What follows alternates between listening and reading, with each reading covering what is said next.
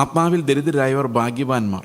Blessed are those who are poor in the spirit, for they will inherit the kingdom of God. ദൈവത്തിൻ്റെ രാജ്യം അവരുടേതാണ്. കാരണം നമ്മുടെ ധനം കൊണ്ടോ റിസോഴ്സ് കൊണ്ടോ ദൈവത്തിൻ്റെ രാജ്യത്തിൽ പ്രവേശിക്കാൻ സാധിക്കത്തില്ല.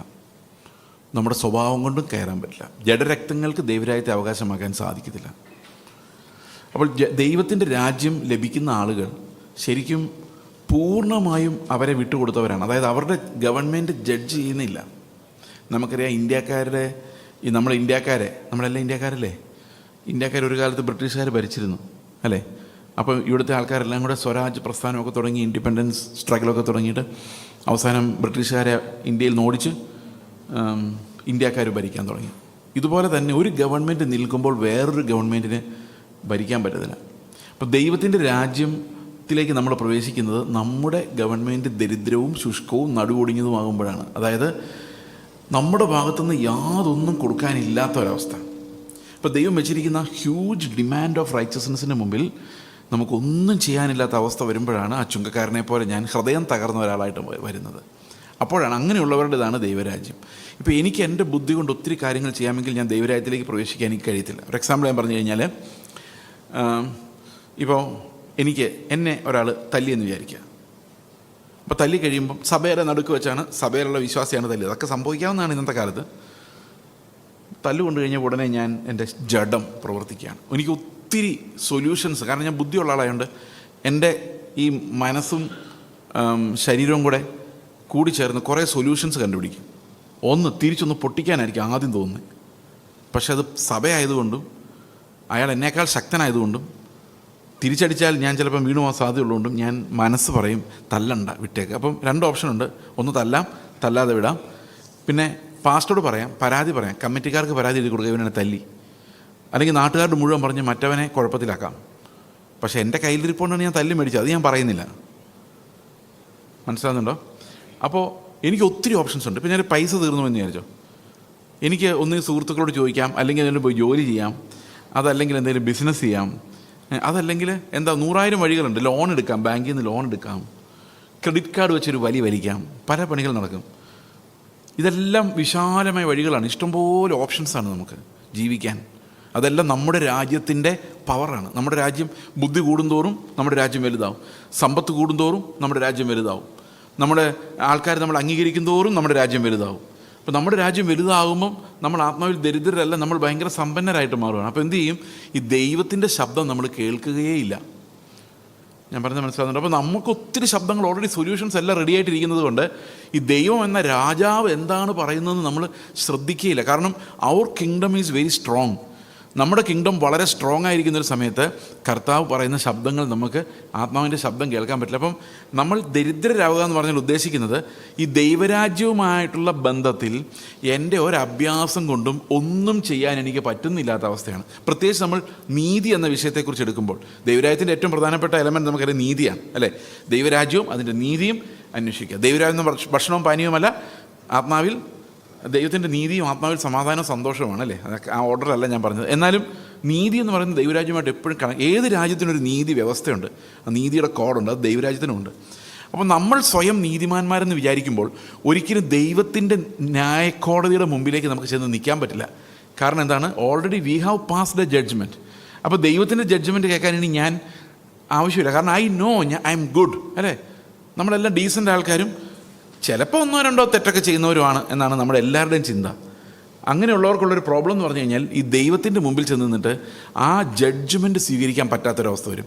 ഞാൻ എൻ്റെ ഒരു ജീവിതത്തിൽ സംഭവിച്ചൊരു കാര്യം, ഞാൻ എങ്ങനെയാണ് ആത്മാവിൽ ദരിദ്രനായി മാറിയതെന്ന് നിങ്ങളോട് പറയാൻ എനിക്ക് ആഗ്രഹമുണ്ട്. അപ്പോൾ നിങ്ങൾക്ക് ഒരുപക്ഷെ അത് മനസ്സിലാവുമായിരിക്കും.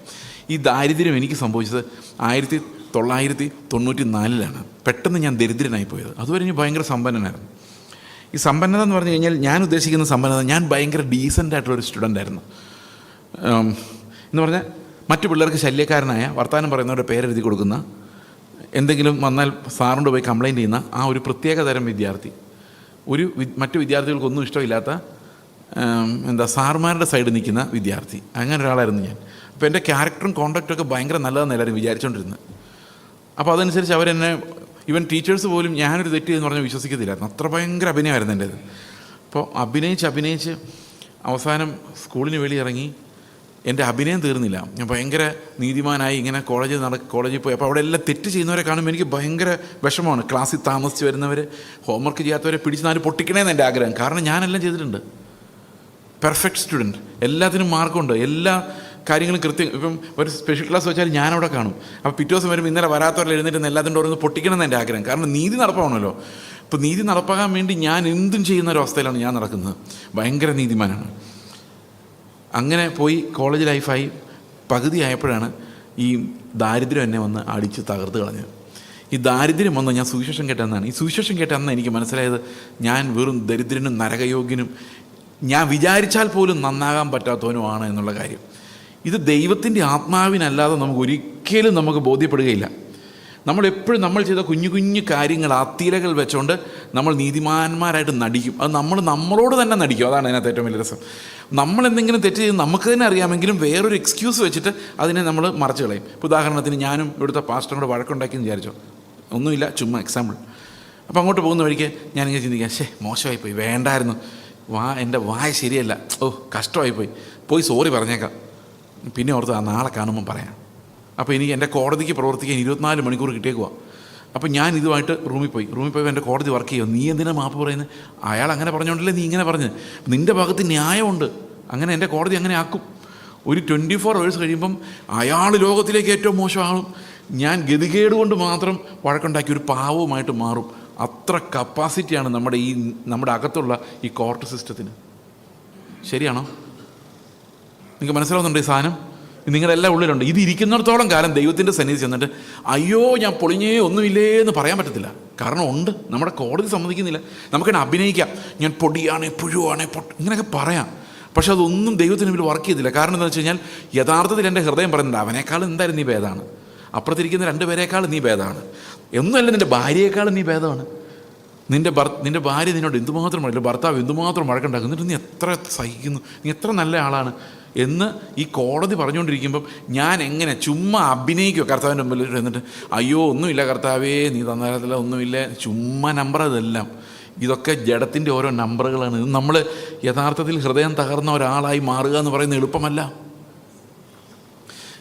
ഈ ഹൃദയം തകരുന്ന ഒരവസ്ഥ, അതായത് ദൈവമേ നിൻ്റെ മുമ്പിൽ നിൽക്കാൻ പോലും ഞാൻ യോഗ്യനല്ല എന്നൊരവസ്ഥ എൻ്റെ ആത്മാവിൽ വന്നാലേ ദാരിദ്ര്യമുള്ളൂ. ബുദ്ധിയിൽ വന്നിട്ട് കാര്യമില്ല. ആത്മാവിൽ വരിക എന്ന് പറഞ്ഞു കഴിഞ്ഞാൽ എൻ്റെ അന്തരാത്മാവ് കൊണ്ട് എനിക്കറിയാം ഞാനാണ് ഇവിടുത്തെ ഏറ്റവും വലിയ പാപി. അതെനിക്ക് എൻ്റെ അന്തരാത്മാവ് കൊണ്ടറിയാം. ഇപ്പം ഞാനിവിടെ നിൽക്കുമ്പം എനിക്കറിയാം ഇവിടെ ഇരിക്കുന്നതിൽ ഏറ്റവും വലിയ പാപി, ഏറ്റവും കൃപ ലഭിക്കേണ്ടത് ഞാനാണെന്ന് എനിക്കറിയാം. അത് നിങ്ങൾക്ക് അറിയത്തില്ലെങ്കിൽ എൻ്റെ കാര്യമാണ് ഞാൻ പറഞ്ഞത്. അതറിയുമ്പോഴാണ് നമ്മൾ തകരുന്നത്. കർത്താവ് ഏറ്റവും കൂടുതൽ സ്നേഹിച്ച ശിഷ്യൻ ആരാ? യോഹന്നാനാന്ന് ആരാ പറഞ്ഞേക്കുന്നത്? യോഹന്നാൻ്റെ സുവിശേഷത്തിൽ മാത്രമേ ഉള്ളൂ. മത്തായിയുടെ സുവിശേഷത്തിലില്ല, മർക്കോസിൻ്റെ സുവിശേഷത്തിലില്ല, ലൂക്കോസിൻ്റെ സുവിശേഷത്തിലില്ല, വേറെ ലേഖനങ്ങളിൽ ഒന്നും എഴുതിയിട്ടില്ല യേശുക്രിസ്തു ഏറ്റവും കൂടുതൽ സ്നേഹിച്ച യോഹന്നാനെയാണ്. അത് യോഹന്നാൻ അങ്ങ് പറഞ്ഞതാണ്. പക്ഷേ യേശുക്രിസ്തു യഥാർത്ഥത്തിൽ ഏറ്റവും കൂടുതൽ സ്നേഹിച്ച ശിഷ്യൻ ആരാന്നറിയോ? ആരാ? പത്രോസൊന്നുമല്ല, നിങ്ങൾ വിചാരിക്കുന്ന ആളെ അല്ല. കാരണം യോഹന്നാൻ ആലോചിച്ച് നോക്കിയപ്പോൾ യോഹന്നാനെ രക്ഷിക്കാൻ കർത്താവിന്, ഞാനുള്ള സത്യം തുറന്നു പറഞ്ഞേക്കാം, ഇനി ഞാൻ മറച്ചു വയ്ക്കുന്നില്ല, അത് ഞാനാണ് കർത്താവ് ഏറ്റവും കൂടുതൽ സ്നേഹിച്ചത്. കാരണം ഈ കൂടുതൽ ഇളച്ചി കിട്ടിയവനാണ് കൂടുതൽ സ്നേഹം കിട്ടിയത്. അപ്പോൾ യോഹന്നാൻ നോക്കിയപ്പോൾ എന്നെ സ്നേഹിക്കാൻ കർത്താവിന് എന്തുമാത്രം സഹിക്കേണ്ടി വന്നെന്നാണ് യോഹന്നാൻ ചിന്തിക്കുന്നത്. പത്രോസിനൊന്നും ക്ഷമിക്കാൻ അത്രയും പാടില്ല. എന്നെപ്പോലൊരു ആളെ സ്നേഹിക്കാൻ എന്നെ നെഞ്ചോടിരുത്തി എത്രമാത്രം കർത്താവ് എന്നെ കൊണ്ടു നടന്നു എന്ന് യോഹന്നാൻ അറിയാം. അപ്പോൾ അങ്ങനെ ആ കണക്ക് വെച്ച് നോക്കിയാൽ ഏറ്റവും കൂടുതൽ കർത്താവ് സ്നേഹിച്ചത് എന്നെയല്ലേ? ആണോ? കാരണം യോഹന്നാനെ സ്നേഹിക്കുന്നതിനേക്കാൾ എന്ത് പാടായിരുന്നു എന്നെ സ്നേഹിക്കാൻ. അപ്പോൾ കൂടുതൽ കുഴിയിലേക്ക് ഇറങ്ങി വന്നത് എന്നെ പൊക്കിയെടുക്കാൻ വേണ്ടിയാണ്. അപ്പോൾ ഇത് ശരിക്കും എൻ്റെ ഹൃദയത്തിലേക്ക് വന്നു കഴിഞ്ഞാൽ എനിക്ക് ആരോടും ഒരു ദോഷവും തോന്നില്ല. അയാൾ ശരിയല്ലെന്ന് എൻ്റെ മനസ്സിൽ വരത്തില്ല. കാരണം ഞാൻ അതിനേക്കാളും വലിയ കൃപയ്ക്കകത്ത് നടക്കുന്നയാളാണ്. ഇതിനെയാണ് നമ്മൾ ആത്മദാരിദ്ര്യം എന്ന് പറയുന്നത്. ഈ സ്റ്റേജിൽ നിന്ന് പുൽപ്പിറ്റിൽ നിന്ന് അലറി കേൾക്കുന്നതൊക്കെ ആത്മീക സമ്പന്നതയുടെ അഹങ്കാരങ്ങളുടെ അലർച്ചയാണ്. അവർ പ്രസംഗിക്കുന്നിടത്തൊന്നും അവരെ പോലെ ആരും ഈ ലോകത്തില്ലെന്ന് തോന്നും. വെറും അഭിനയമാണ്. ഇത് കണ്ടിട്ടാണ് കർത്താവ് പറഞ്ഞത്, പരീശന്മാർ ശാസ്ത്രിമാരുമായുള്ളവരെ നിങ്ങൾക്ക് കഷ്ടം, നിങ്ങൾ മനുഷ്യർ കാണുക നീതി പ്രവർത്തിക്കുകയും മറ്റുള്ളവർ വിധിച്ചു കളയുകയും ചെയ്യുന്നു. ന്യായം മറിച്ച് കളയുന്ന പരീശന്മാരും ശാസ്ത്രിമാരുടെ പ്രത്യേകത എന്താണ്? അവർ സ്വയം നീതിമാന്മാരെന്ന് വിചാരിക്കുന്നവരാണ്. അവർക്ക് പാപബോധമില്ല, തകരുന്നില്ല, ബ്രോക്കൺ ആകുന്നില്ല. ഈ ബ്രോക്കൺനെസ് ഞാൻ ഈ ഒരു പ്രസംഗം പ്രസംഗിച്ചാലും നിങ്ങൾക്ക് വരത്തൊന്നുമില്ല. അത് കർത്താവിൻ്റെ പ്രസൻസ് നമ്മൾ അനുഭവിക്കുമ്പോഴാണ് വരുന്നത്. ഇന്നലെ യെശയ്യാവിന് വന്നതുപോലെ ഇത് ശരിക്കും നമ്മുടെ സ്പിരിച്വൽ യാത്രയുടെ തുടക്കമാണ് ഈ ബ്രോക്കൺനെസ് എന്ന് പറയുന്നത്. അവിടെയാണ് എൻ്റെ ദാരിദ്ര്യം. ഈ സ്പിരിച്വൽ പോവർട്ടി എന്ന് പറയുമ്പോൾ അതിനർത്ഥം ശരിക്കും ആത്മാവിൽ, അന്തരാത്മാവിൽ, ഇന്നർ സോളിൽ നമ്മൾ ദരിദ്രന്മാരാണെന്നുള്ളതാണ്. That means I am deeply aware about my true position. ഇതാണ് എൻ്റെ ദാരിദ്ര്യം എന്ന് പറയുന്നത്. അപ്പം ഞാനിങ്ങനെ വലിയ മിടുക്കനായിട്ടിരിക്കുന്ന സമയത്താണ് ഈ സുവിശേഷം കേൾക്കുന്നത്. സുവിശേഷം കേട്ട് കഴിഞ്ഞപ്പം ഇതൊരു കോടതി മുറിയിലാണ് ഈ ശരിക്കും നീതീകരണം നടക്കുന്നത്. ദൈവത്തിൻ്റെ കോടതി, ദൈവത്തിൻ്റെ രാജ്യമാണെങ്കിൽ ദൈവത്തിൻ്റെ കോടതി. ദൈവത്തിൻ്റെ കോടതിയിലോട്ട് ഞാൻ പ്രതിസ്ഥാനത്ത് പോയി നിൽക്കുകയാണ്. അപ്പം എനിക്കെതിരെയുള്ള കുറ്റങ്ങളുമായിട്ട് സാത്താൻ വന്നിട്ടുണ്ട്. ഈ സാത്താനാണ് എല്ലാവരുടെയും കുറ്റങ്ങൾ കണ്ടുപിടിക്കുന്നതിൽ എക്സ്പെർട്ടായിട്ടുള്ള ആൾ. പിന്നെ നമ്മളുടെ ഇടയിൽ അങ്ങനത്തെ കുറേ ആൾക്കാരുണ്ട്, മറ്റൊരാളുടെ കുറ്റം എങ്ങനെയും കണ്ടുപിടിക്കുക, അവരുടെ കുറ്റം ഒരിക്കലും കാണുമില്ല. അങ്ങനെ സാത്താൻ്റെ അതേ സ്വഭാവമുള്ള ഒത്തിരി ആൾക്കാർ നമ്മുടെ ഇടയിൽ ഉണ്ട് എന്നുള്ളത് സത്യമാണെങ്കിലും നമ്മളെക്കാളൊക്കെ ഇക്കാര്യത്തിൽ മിടുക്കൻ സാത്താൻ തന്നെയാണ്. ഓക്കെ, അപ്പോൾ സാത്താൻ എൻ്റെ പാപങ്ങൾ, ഞാൻ ചെറുപ്പത്തിൽ തൊട്ട് ചെയ്ത പാപങ്ങളുടെ ഒരു ലിസ്റ്റുമായിട്ട് ദൈവത്തിന് മുമ്പിൽ പോയി നിൽക്കും. ഞാനൊരു ഇത്രയും വലിയ ഫയലോ ഇത്രയും പേപ്പറോ ഒരു തെറ്റും ചെയ്യാത്ത ഞാനാ, അതാ എൻ്റെ ചിന്ത. ഞാൻ ചെയ്തതെല്ലാം നീതിയാണെന്ന് എൻ്റെ ചിന്ത. ആദ്യത്തെ പേജ് എടുത്തു, സാത്താൻ പറയാണ് ഈ ചേസ് ജോസഫ് എന്ന് പറയുന്നത് ഇവനൊരു കൊലപാതകനാണ്. ഞാൻ പറഞ്ഞു, കൊലപാതകനോ? ഞാൻ വെജിറ്റേറിയനാണ്, ഞാനൊരു കോഴിയെ പോലും കൊല്ലുന്നില്ല.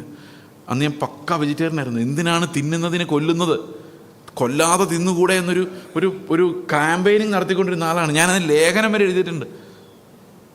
അപ്പോഴാണ് സാത്താൻ എന്ന് പറഞ്ഞവൻ കൊലപാതകനാണ്. ഇപ്പം എല്ലാം കഴിക്കും കേട്ടോ, കുറച്ച് കുറച്ച്.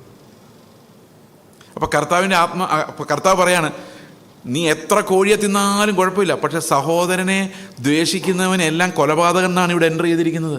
അപ്പം ഞാൻ ആലോചിക്കുമ്പോൾ എനിക്കൊരു കാര്യം മനസ്സിലായി, എൻ്റെ ജീവിതത്തിൽ ഒരാളോടും എനിക്ക് സ്നേഹമില്ല.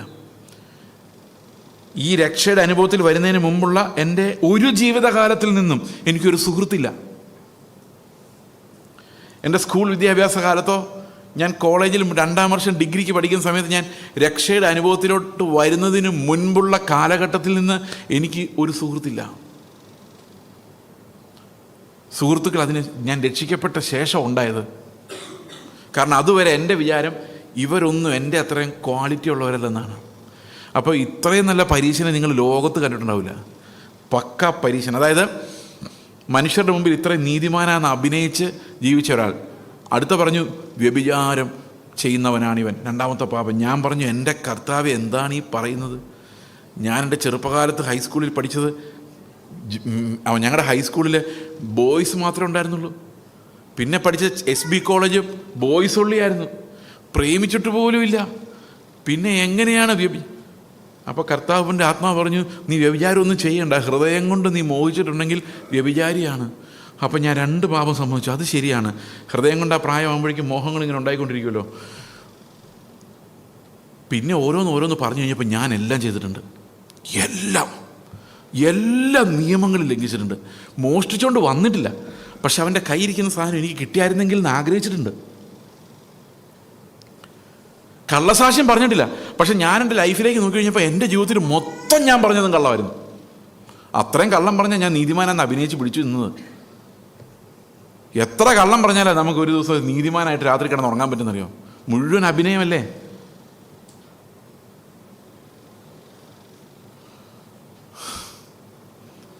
അവസാനം പറഞ്ഞു വന്നപ്പോൾ എല്ലാ പാപവും ചെയ്തിട്ടുണ്ട്. Last page. അപ്പോൾ എനിക്കറിയാം ഞാൻ പോക്കായി. ഇത്ര നേരം ഞാൻ ഭയങ്കര നീതിമാനായിരുന്നു. ആ ഒരു മോമെൻറ്റിൽ കർത്താവിന് മുമ്പിലേക്ക് ചെന്നപ്പോഴേക്കും ഞാൻ ഒരു 1ാം നമ്പർ പാപിയായിട്ട് മാറി. ഒരു ക്ലെയിം പോലും ഇല്ല, ഒരു നന്മ ചെയ്തെന്ന് പറയാനില്ല. അതിന്നുമില്ല, ഞാൻ ചെയ്തെന്ന് പറയാനില്ല. ഞാൻ ഇവിടെ നിന്ന് പ്രസംഗിക്കും, ഞാൻ ഇന്നലെ പറഞ്ഞല്ലോ, ഓർമ്മശക്തി പോലില്ലാത്ത എനിക്ക് ഞാൻ ഈ പ്രസംഗിച്ചതിനകത്ത് ഒരു മെറിറ്റും ദൈവത്തിന് കണക്കൂട്ടാനില്ല, പുകഴാനൊന്നുമില്ല. അവസാനത്തെ പേജിൽ സാത്താൻ എഴുതി വെച്ചിരിക്കുകയാണ്, ഇവനൊരു വിഗ്രഹാരാധിയാണ്. ഞാൻ പറഞ്ഞു, എൻ്റെ കർത്താവെ, ശ്വാസം വിടാനൊരു സ്പേസ് എനിക്ക് ഇപ്പോഴാണ് കിട്ടിയത്. ഞാൻ വിഗ്രഹാരാധിയല്ല. കാരണം പ്രീ ഡിഗ്രി ഫസ്റ്റ് ഇയർ പഠിക്കുമ്പോൾ ഞാൻ ഓർത്തഡോക്സ് ചർച്ച് വിട്ടിട്ട് CSI പോയതാണ്. വിഗ്രഹങ്ങൾ വെറുക്കുന്നത് കൊണ്ടാണ് അത് ചെയ്തത്. ഞാൻ അതിന് ശേഷം, ആ ബോധം ഉണ്ടായതിന് ശേഷം ഞാനൊരു ഫോട്ടോയുടെ മുമ്പിലോ വിഗ്രഹത്തിന് മുമ്പിലോ ഉണങ്ങിയിട്ടില്ല. പിന്നെ ഞാൻ എങ്ങനെ വിഗ്രഹാരാധിയാവും? കർത്താവ് പറഞ്ഞു, നിൻ്റെ വിഗ്രഹം വെളിയിരിക്കുന്നതല്ല, നീ തന്നെയാണ്. നീ ഒരു വിഗ്രഹമായി എത്ര പേരുടെ അടുത്താണോ ബഹുമാനം ചോദിക്കുന്നത്? എന്നെ ബഹുമാനിക്കൂ, എന്നെപ്പോലെ നല്ലവൻ ആരുള്ളൂ? അപ്പോൾ ആരാ വിഗ്രഹം? ഞാൻ തന്നെയാണ്. അതിൻ്റെ അകത്തിരിക്കുകയാണ്. എന്നെ റവറൻറ്റ് പാസ്റ്റർ എന്ന് വിളിക്കുമ്പം ഒക്കെ എൻ്റെ ദേഹത്തൊരു കുളിരാണ്. റവ, പാ. യേശു ക്രിസ്തുവിന് ഇതൊന്നുമില്ലായിരുന്നു. വെറും യേശു, ഒരു കുഴപ്പമില്ലായിരുന്നു. കേഫ വെറും കേഫയായിരുന്നു. ബ്രദർ കേഫ ഇല്ല, റവറൻറ്റ് കേഫ ഇല്ല, പാസ്റ്റർ കേഫ, ഒരു വകയില്ല. ജസ്റ്റ് കേഫ. പത്രോസ്, അന്ത്രയോസ്, പൗലോസ്, ഇവർക്കൊന്നും ഒരു വകയില്ലായിരുന്നു. പക്ഷെ നമുക്ക് ആ പാ അങ്ങ് വന്നില്ലെങ്കിൽ ഒരു സുഖം വരത്തില്ല. വിഗ്രഹമാണ്. നമ്മളെ തന്നെ വിഗ്രഹമായി പ്രതിഷ്ഠിക്കുന്നു. എല്ലാവരുടെയും വർഷിപ്പ് ചോദിക്കുന്നു. എന്നെ ബഹുമാനിക്കൂ, എനിക്ക് ഏറ്റവും നല്ല സീറ്റ് തരൂ, ഞാൻ ഏറ്റവും വലിയ നീതിമാൻ. കുറച്ചുകൂടെ പുകഴ്ത്തി പറയൂ, കുറച്ചുകൂടെ പുകഴ്ത്തി പറയൂ. എൻ്റെ മനസ്സങ്ങനെ പറയുന്നത്. എന്നിട്ട് പരസ്യമായിട്ട് ഞാൻ എന്താ പറയുന്നത്, എനിക്കിങ്ങനെ പുകഴ്ത്തി പറയുന്നൊന്നും ഇഷ്ടമില്ല കേട്ടോ. പക്ഷെ ഉള്ളിൻ്റെ ഉള്ളിൽ ഈ പുകഴ്ത്തി പറഞ്ഞവനോടൊരു സ്നേഹം, അത് ഞാൻ തടഞ്ഞാലും അതുണ്ടായി വരും. എന്നാൽ ആ മനുഷ്യൻ എന്നെക്കുറിച്ച് ഇത്രയും പുകഴ്ത്തി പറഞ്ഞല്ലോ, അത് എനിക്ക് പുകഴ്ത്തി പറയുന്ന ഒട്ടും ഇഷ്ടമില്ലെന്ന് ഞാൻ അഭിനയിക്കുന്നെങ്കിലും ഈ പറഞ്ഞ ആളോട് എൻ്റെ ഉള്ളിൽ സ്നേഹം ഉണ്ടാവും. ശരിയാണോ? അത് ഇവർക്കെല്ലാം അറിയാം. അതുകൊണ്ട് പുകഴ്ത്തി പറയുന്നവരെല്ലാം ഓരോ സ്ഥലത്ത് എത്തിപ്പറ്റുന്നത്. കാരണം പുകഴ്ച ഇഷ്ടമില്ലെന്ന് വിചാരിച്ചാലും മനുഷ്യനായതുകൊണ്ട് അവൻ ഈ സിംഹാസനം ഭയങ്കര ഇഷ്ടമാണ്. അവൻ ദൈവത്തോടുള്ള കോമ്പറ്റീഷൻ നിൽക്കുന്നതുകൊണ്ട് എവിടെയെങ്കിലും ദാസരൂപം. ഞാൻ എപ്പോഴും ആലോചിക്കുന്നു, യേശുക്രിസ്തുവിൻ്റെ ശുശ്രൂഷയുടെ പ്രത്യേകത എന്ന് പറയുന്നത് പക്കാ ദാസനായിരുന്നു. ദാസൻ എന്ന് പറഞ്ഞു കഴിഞ്ഞാൽ അതിനേക്കാൾ താഴെ ഒരു ദാസൻ സങ്കല്പിക്കാൻ പറ്റത്തില്ല. കർത്താവ് ശിഷ്യന്മാർ നടന്നു പോകുമ്പം ആഹാരം ഉണ്ടാക്കി വിളമ്പി കൊടുത്തുകൊണ്ടിരുന്ന യേശുക്രിസ്തുവാണ്. ശിഷ്യന്മാരെല്ലാം സീറ്റിലിരുത്തിയിട്ട് കാല് കഴുകി ആ ഒരു ദാസനെ പോലെ മുട്ടുകുത്തിന്നിട്ടാണ് പറഞ്ഞേ, നിങ്ങൾക്ക് ഞാൻ എൻ്റെ ഭവനത്തെ തരുന്നു, എല്ലാ ദാനങ്ങളും നിങ്ങൾക്ക് തരുന്നു. നമ്മൾ സാധാരണ കൊടുക്കുമ്പോൾ എങ്ങനെ കൊടുക്കുന്നത്? പറ്റുവാണെങ്കിൽ കസേരയുടെ മുകളിൽ കയറുന്നുണ്ട്, ഇന്നാ പിടിച്ചോ, ആ സ്റ്റൈൽ വേണം. പക്ഷെ കർത്താവ് അങ്ങനെയല്ല. കർത്താവ് മുട്ടുകുത്തി നിന്ന്, അതാ യേശുക്രിസ്തുവിൻ്റെ ലൈഫ് നോക്കിയാൽ ഒരു നല്ലവനായ ഗുരു എന്ന് പറഞ്ഞപ്പോൾ ഒരു പാവവും ചെയ്യാത്ത ദൈവമായ കർത്താവ് പറയാണ് എന്നെ നല്ലവെന്ന് വിളിക്കുന്നത് എന്തിനാണ്? So he does not need to be broken. പക്ഷെ ഒരിക്കലും സമ്പന്നനായി കർത്താവ് കാണപ്പെടുന്നേയില്ല. ഒന്നുമില്ലാത്തവനായിട്ടാണ് കാണപ്പെടുന്നത്. ശരിയാണോ? ആണോ? അപ്പോൾ യേശുക്രിസ്തു പറയുന്ന വാക്ക് എങ്ങനെ ഞാൻ മനസ്സിലാക്കിയത്? യേശുക്രിസ്തു ചോറ് വിളമ്പി കൊടുത്തുകൊണ്ടിരുന്നത് അത് ബൈബിളിൽ എഴുതി വെച്ചിട്ടുണ്ട്. കർത്താവ് ചോദിക്കുന്നുണ്ട്, മേശയിൽ ഇരിക്കുന്നവനാണോ, മേശയിൽ ശുശ്രൂഷിക്കുന്നവനാണോ വലിയവൻ? ആഹാരത്തിന് ഇരിക്കുന്നവനല്ലയോ? ഞാനോ നിങ്ങളുടെ ഇടയിൽ ശുശ്രൂഷക്കാരനെ പോലെയല്ലേ ഉണ്ടായിരുന്നത്? എനിക്ക് ഒരിക്കലും മനസ്സിലാത്ത കാര്യമാണ് ഈ റവയും എങ്ങനെ നമ്മുടെ ഇടയിൽ വന്നത്. കത്തോലിക്കർ ഈ റവ പരിപാടി തുടങ്ങിയത്. കാരണം ഈ കത്തോലിക്ക അച്ഛന്മാർ കുർബാന ചൊല്ലുമ്പം അവർ ഈ അപ്പം എടുത്ത് വാഴ്ത്തുന്ന യേശുക്രിസ്തുവിൻ്റെ ശരീരം എന്ന് പറഞ്ഞുകൊണ്ടാണ്. നിങ്ങൾക്കറിയാലോ, അത് ട്രാൻസ്സബ്സ്റ്റാൻഷിയേഷൻ എന്ന് പറയും. അതായത് ആ ശരീരം യേശുക്രിസ്തുവിനായിട്ട് മാറുന്നവരുടെ ചിന്ത. അപ്പോൾ ആൾക്കാർ ചോദിക്കാൻ തുടങ്ങി, യേശുക്രിസ്തുവിൻ്റെ ശരീരം നിങ്ങൾ എങ്ങനെയാണോ മുറിക്കുന്നതെന്ന്? യേശുക്രിസ്തുവിൻ്റെ ശരീരം ആരാ യാഗം കഴിക്കുന്നത്? കർത്താവ് തന്നെയല്ലേ. അപ്പോൾ ഇവർ പറഞ്ഞു, കാപ്പ ഇടുമ്പോൾ ഈ പുള്ളി യേശുക്രിസ്തുവിൻ്റെ പ്രതിനിധിയാണ്, കാപ്പ ഇടുമ്പോൾ. അപ്പോൾ അച്ഛൻ ഇങ്ങോട്ട് കാപ്പ ഇട്ടുകൊണ്ട് തിരിയുമ്പോഴേക്കും വിശ്വാസികളെല്ലാം കൂടി ഇങ്ങനെ എന്താണെന്നറിയോ? യേശുക്രിസ്തു വന്നേക്കുന്നു. എന്താ ഗ്ലോറിയസ് വിഗ്രഹാരാധന, ഇത് അവരുടെ തിയോളജി. എന്നിട്ട് ഈ കർത്താവിൻ്റെ പ്രതിപുരുഷനായി നിന്നുകൊണ്ടാണ് അച്ഛൻ യാഗം. അപ്പോൾ യേശുക്രിസ്തു യാഗം അർപ്പിച്ച പോലെയാണ് ഭക്തിയോടെ കത്തോലിക്കരെ സ്വീകരിക്കുന്നത്. ഇതിൻ്റെയൊക്കെ ഇടയ്ക്ക് പോയി നിന്ന് വാങ്ങിക്കുന്ന ബന്ധുക്കൂസരുണ്ട്. കാരണം എന്ത് ചെയ്യാനാണ്, പഴയ പാരമ്പര്യം. ഇടയ്ക്കിടയ്ക്ക് ബന്ധുക്കളെ പ്രസാദിപ്പിക്കാനും ഒക്കെ പോയി അതിൻ്റെ കൂടെ നിൽക്കുന്ന ആൾക്കാരും എനിക്കറിയാം. അപ്പോൾ അതുകൊണ്ടാണ് അവരെ റെവറൻസ്, ഭയഭക്തി ബഹുമാനങ്ങളോടെ നോക്കേണ്ടവൻ എന്ന അർത്ഥത്തിൽ അവരെ റവ എന്ന് വിളിക്കാൻ തുടങ്ങിയത്. നമ്മുടെ ഉപദേശിമാരെങ്ങനെ റവയായതെന്ന് എനിക്ക് ഒരു തരത്തിലും പിടിയിടുന്നില്ല. എങ്ങനെയോ ആയിപ്പോയി.